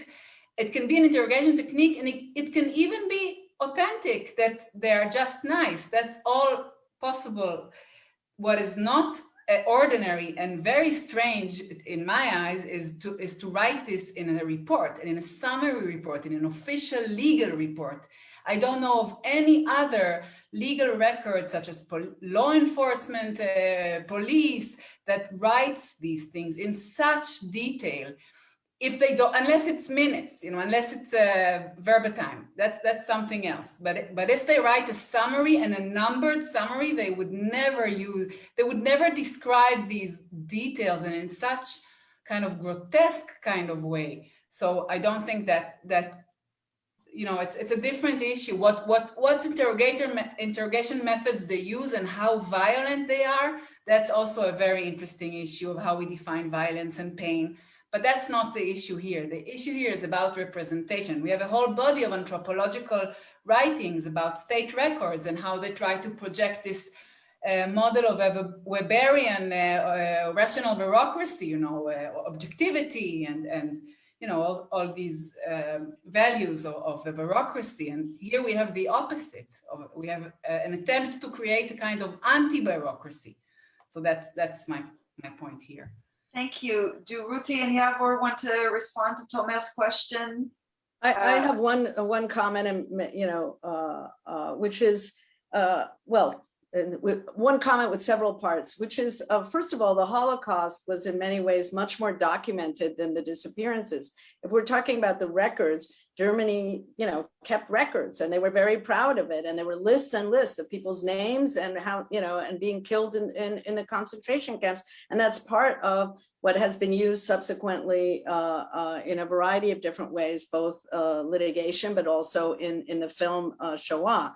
What I think, and I would say also that the time period of that film is in many ways similar to what we're talking about, which is it was decades after that it was possible to do what he did. And I think what's different about Shoah is that he uses these records and films confrontation with the perpetrators, right? I mean, that's what the Shoah, seeing that film, that is what is different. And I think that, that's not, to my knowledge, right now in Argentina and in Chile, they had their transitional justice mechanism. It's been much more about the concern about preservation, but also going forward, there are new generations that are going to be drawing on this material. Who knows? It may, to some extent, some of it is already in social media. Some of it is already being used in a dynamic way.